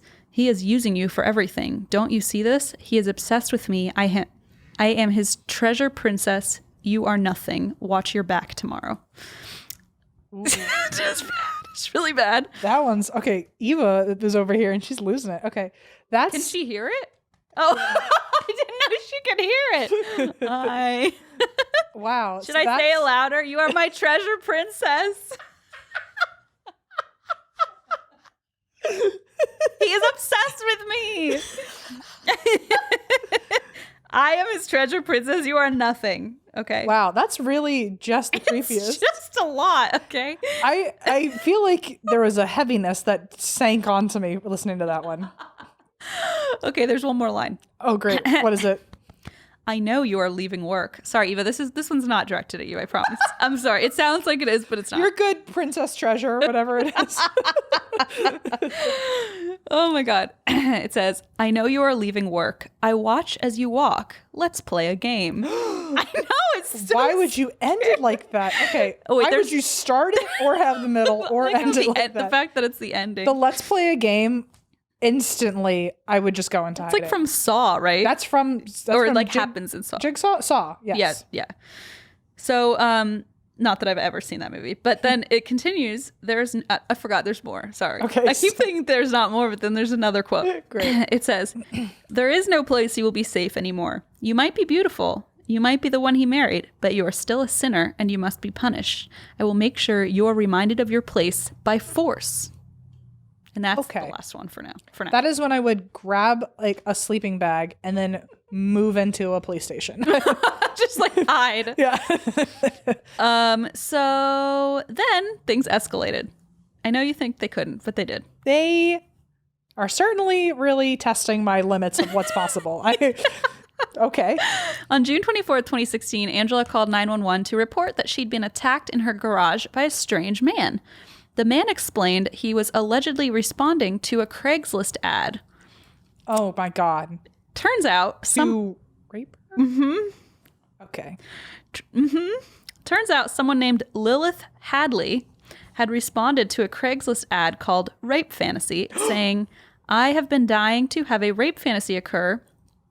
Watched while walking my dog, following me to the door and forcing me into my condo. I am 30, tall, gorgeous, and ready. I have a Yorkie I walk every night, say 8 p.m. Come find me. Then listed the address of the condo. Wow. Wow. I've heard it. So that's actually happened. That's been a storyline for a lot of like Law and Order SVU. That cases. is a very SVU. It happens in maybe not all the time, but like I've seen at least like 3 Yes, episodes same. where like someone is in the house and you- because they thought they were fulfilling a fantasy. And you think that's what it is, and then they're like, wait, I thought this was an agreed upon thing. I thought it was understood that like this is exactly how I would be doing things. Exactly. Oh my God. So that happened. Thankfully didn't happen, you know, but that was kind of what she called the police about. As if that wasn't enough, the response also featured photos of Angela that had been taken from her Instagram. And this happened multiple times. So police asked who might be responsible for this horror show that they were living. And Angela said, I know exactly who's behind it. It's my husband's ex-fiance, Michelle Hadley, who is still bitter over like their separation. She's still pissed about this condo and she probably wants me out of the picture. And Ian was like freaking out. He basically, when police showed up that night, he asked police, is there any way we can get this girl in cuffs tonight? Because he was afraid for his pregnant wife's safety. Wow. So fortunately for them, police responded pretty quickly. They drove to Michelle's house in Ontario, California, and arrested her. Michelle spent the night in jail, but her parents managed to post the $10,000 bail to have her released the following morning. And almost as soon as she got home, Angela was like, I'm getting these emails again. They haven't stopped. She didn't get scared into like stopping. In July, she called 911 again, reporting a mysterious person lurking around her condo and was like, I know this has to do with Michelle. And the next day, for this reason, Michelle was arrested again, but this time her bail was set at $1 million, which was not what her parents could afford. So she was in jail now. The Orange County DA's office explained, we believe we have a true public safety issue, and if Michelle Hadley is not arrested, then Angela Diaz will eventually be raped or killed. So Michelle was labeled a sex offender, according to BuzzFeed. She was basically spent her time in jail being strip searched, confined to her cell 23 hours a day, and allegedly denied access to things like toilet paper, sanitary products, contact lenses. The piece like went into like the conditions of jail living as part of the story, which in its own right is its own horror story, obviously. So let me see. Sorry, I'm rearranging this a little bit. Let me figure out the best place to say this next part. So, Anaheim cops filed 10 felonies and misdemeanors against her, meaning if convicted, she could ultimately spend the rest of her life in prison. Wow. Unfortunately, nobody in law enforcement seems to have taken it upon themselves to prove that these threatening emails were indeed from Michelle. And if they had taken the time to trace the IP addresses, they would have found that the emails that Angela had been receiving had been coming from within Ian and Angela's condo the whole time. Okay, so Plot twist! There's crack.com. Crack.com. Okay, I see. I did think for a second, I was like getting those emails and I was like, what if that person was in like the fucking closet watching her this whole time get these emails? Dun, dun, dun. And then I was like, no, that won't happen. And So then, who do you think it is? I don't know. No, I don't know. I don't know. It was a thought that I had in my own head. And then you just said that and I was like, oh my God, I was onto something. Oh, well, here's the twist. I guess I thought you had figured it out, but here's the twist. Angela had been sending herself the threatening emails the whole time. Oh, yeah, that I did not get. Okay, got it. Sorry, that wasn't clear. it could have been either Ian or Angela, but Yeah. it was Angela. She had been sending these from her own phone and computer Aha. Okay. to herself. I see. Got it. Yes. Yikes. So obviously doing this, meanwhile framing Michelle, calling the police repeatedly to get Michelle in trouble, which worked. Yeah. She was charged with 10 felonies. Like, this is bad. Wow. After raiding Angela's computer, the police arrested her and finally exonerated Michelle, who by this point had spent 88 days in jail Holy shit. for this. And by the way, had never met Angela and was like, I do not know what is going on. Like, this poor girl was Not like, even knowing what she looks like or anything. like Holy shit. literally no clue. So did Ian know that Angela was doing this? So, interestingly, during the pretrial hearing, all sorts of fun details about Angela emerged. Excellent. Some of which Ian was learning, some of which he had figured out. Let's just say she was lying about more than just these emails. So an ex-boyfriend named Jason Rayburn, who also had worked in law enforcement, testified that when they started dating, Angela had not only told him she was an attorney, which like she was not, she also stated she was suffering from cervical cancer. Oh. And she took this really far. Like, she forced him to rearrange his house so she could properly receive her chemotherapy treatments, which didn't exist. Oh my God. And this was really hard for him because his son had special needs, and like the way he rearranged his whole living space and situation was really hard on his son. So it's just like extra fucked up that she was like forcing him to do this. It was mentally messing with multiple people. Yeah. According to Jason, Angela shaved her head and had photos of herself getting chemotherapy. Jason began to suspect something was up after a while, so he had a friend like watch the house one day while she was supposedly scheduled for chemo, but she never left the house, and he was like, okay, something is up. Yeah. So Jason and his friends started searching Google for phrases like chemotherapy, cervical cancer, and basically found all the photos that she had been sending, like of people with IVs and stuff, like to pretend like she was at the hospital. Fucked up. Right? Yeah. So Honestly. yes, exactly. So she had a coworker at the time who had become a close friend and like had really rallied for her, also thinking she had chemo. She started to grow suspicious that like Angela had no side effects. Like, she would come over and get like really wasted with her, but like never seemed to have any like ill or right, have any side effects of the chemo. Super tired and groggy from chemo. Like weak. right, and like actually talk about it or act like it was. She just felt like something was off. She wasn't telling the whole truth. So she called the hospital and asked if she could come keep Angela company during her next treatment. And the staff was like, we don't know an Angela Diaz. Or sorry, at the time she was Connell. We don't know an Angela Connell. Wow. You know, so they're learning all about this in court. Like, he's finding out all this information about her. Some of it he had known. This, I think he's finding out in court, yes, from the previous boyfriend. I think one of the perks of being a judge is like you just get to hear gossip drama all gossip, day. Yeah. I mean, yes, also drama and like also like really like disturbing cases and also stuff. But like the legal system is fucked, but yeah. In the event you are an excellent judge with good moral character, I think the one slight perk is like, what kind of gossip what am I about going a to hear courtroom tonight? reporter? Yeah. Maybe a courtroom Okay. reporter. Let's say that. Then you can select where you go to which courtrooms you go to. Let's make it that. So the friend teamed up with the boyfriend Jason. At this point, they're both like, she's lying about a lot of things, and they held an intervention. They said, "We know you don't have cancer," and Angela replied, "Yes, I do." And Jason said, "And we know you're not an attorney." And she said, "Yes, I am. You want to talk to my mom?" What? She'll prove it. Oh my gosh. Like, my mom would probably, if I was like, tell them I'm a lawyer, she'd probably be like, yeah, I don't know. I feel like that's such a useless argument. Talk to my mom. Yeah, exactly. My mom would, if I told someone I was a bunny rabbit, my mom would agree with it. Sure. You're darn tootin'. That's what I always said. So they asked to see Angela's chemotherapy port, but she refused to take off her jacket. And then she basically just moved out. And they were like, well, fuck her. Right. And it actually really broke her friend's heart because another child was affected. Her son was in second grade at Catholic school, and he had prayed like day and night for Angela to get better. He had his whole class, like his whole second grade, praying for her, like writing so about sad. her. Yeah. And Angela had created her own hashtag that was hashtag Angie Warrior. And like they would use it to like promote her health and stuff. Yeah. So in addition to lying about her job and her cancer, guess what else she lied about? What? She was not pregnant. at all. Okay. Which is not shocking now. Not anymore. But she had purchased sonograms off Etsy for $7.50. Etsy. Etsy, you can do that. Also, you can buy used pregnancy, like positive pregnancy tests. People sell them Wow. online. People buy them to like trick partners and things like that.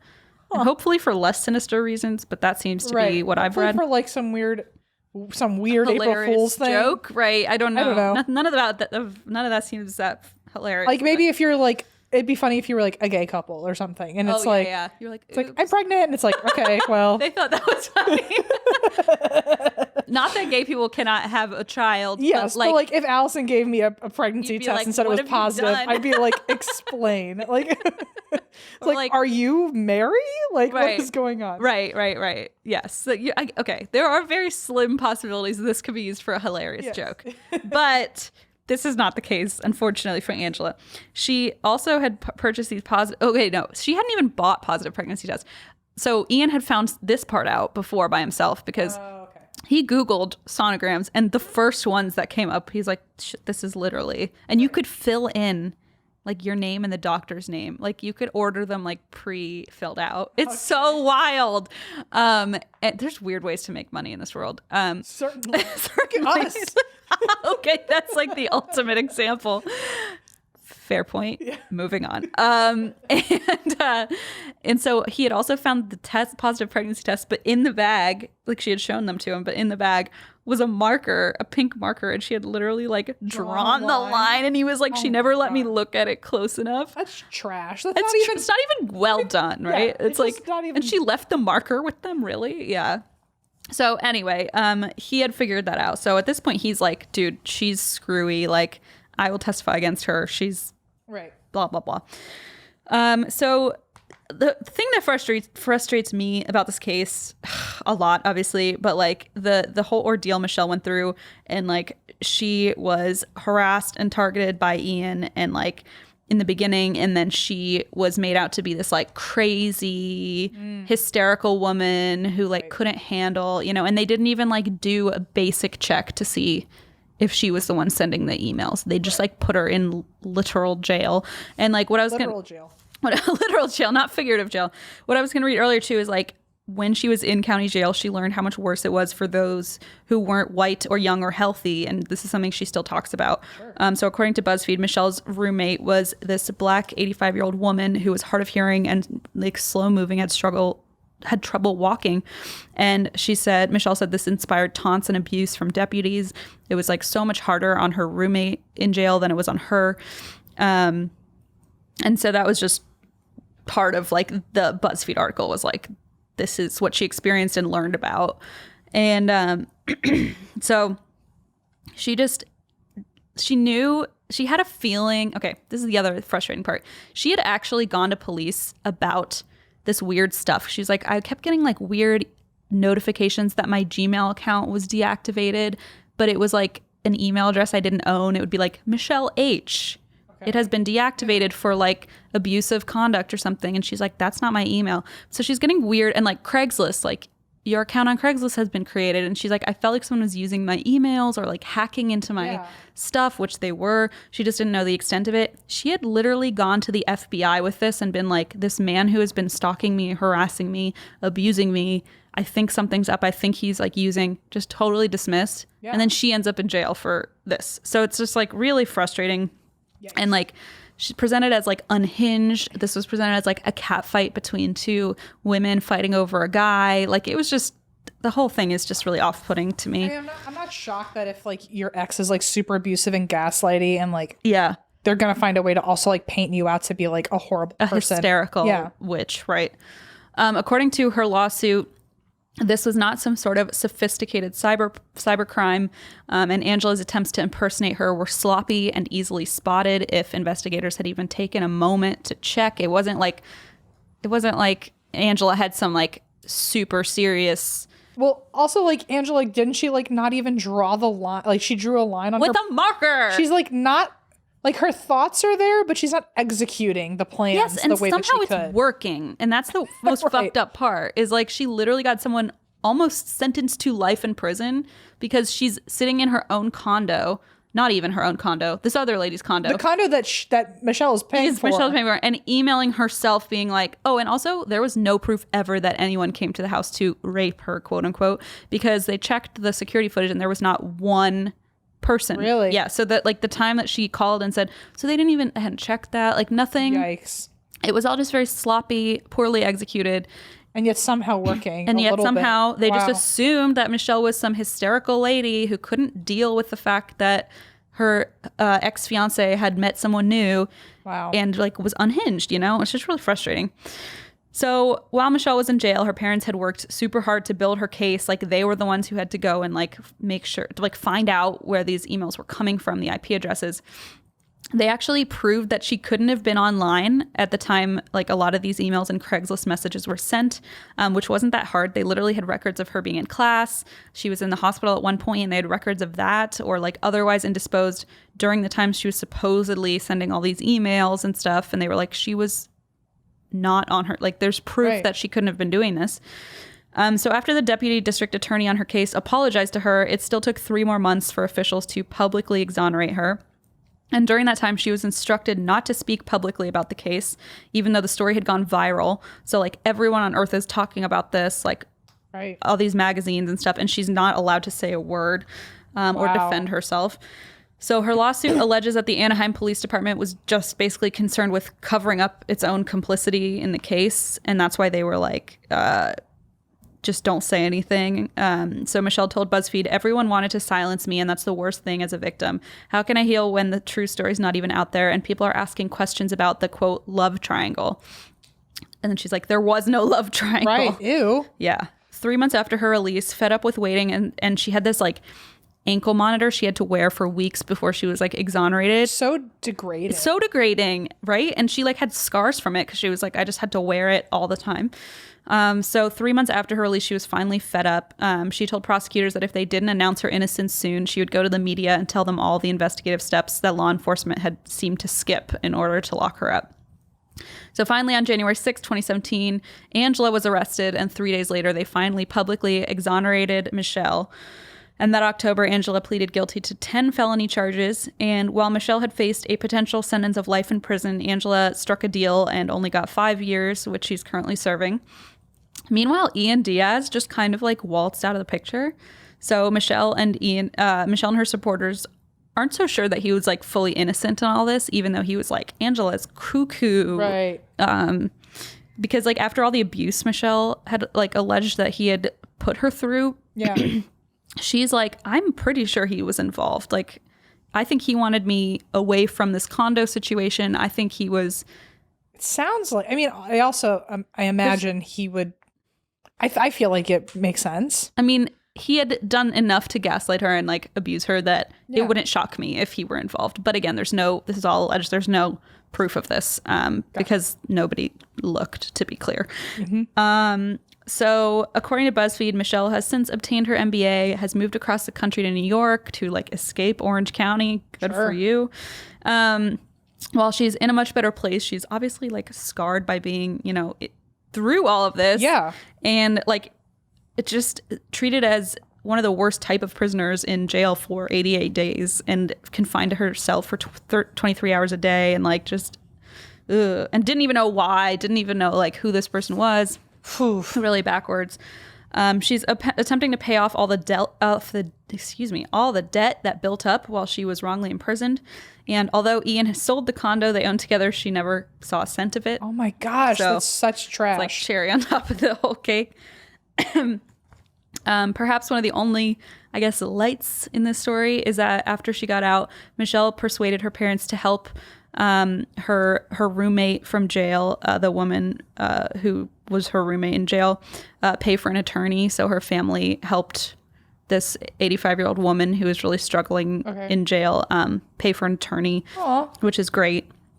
And she said, as a family, they've lost the faith they once had in the justice system. Like I said, she had been raised in a pretty like conservative, middle to upper class family. And so they had this kind of position where they were just prone to assuming the best of the police, which, Sure. hello. Yeah. Fresh. She says her entire family's view of law enforcement has changed yeah, I don't blame you. Me either. Right. And if all of this is not, noodles all the way to the top, All the way to the top. enough for you, it turns out Angela was also the entire time planning to sell her story as a Lifetime TV movie. Okay. And she had titled it already. Like she literally, What did she title it? A Darkness Within, the Angela Diaz story. Shut up. Oh my gosh, that's so tragic. End of story. God. Isn't it bonkers? Everyone in that story was kind of bonkers, at least at some point when I thought for sure that Michelle might be involved. And then poor Michelle was just like, so that's why it was so easy to implicate her. She had sent that email, that like kind of biblical sounding email. And so Angela or Ian, whoever had like started this, had basically just read that and then like copied. They were like, well, verbiage. we can just work off that and like just keep with the Keep times. it going. And police were like, yeah, she's nuts. Let's lock her up. Wow. Yeah.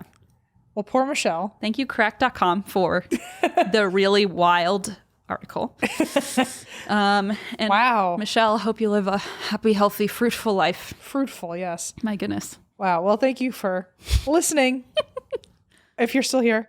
I guess that's it. We gotta go randonauting. We gotta go randomizing. You can go check out all of our stuff on our website, and that's whywedrink.com. And also, please, is our live show still a thing? Yes.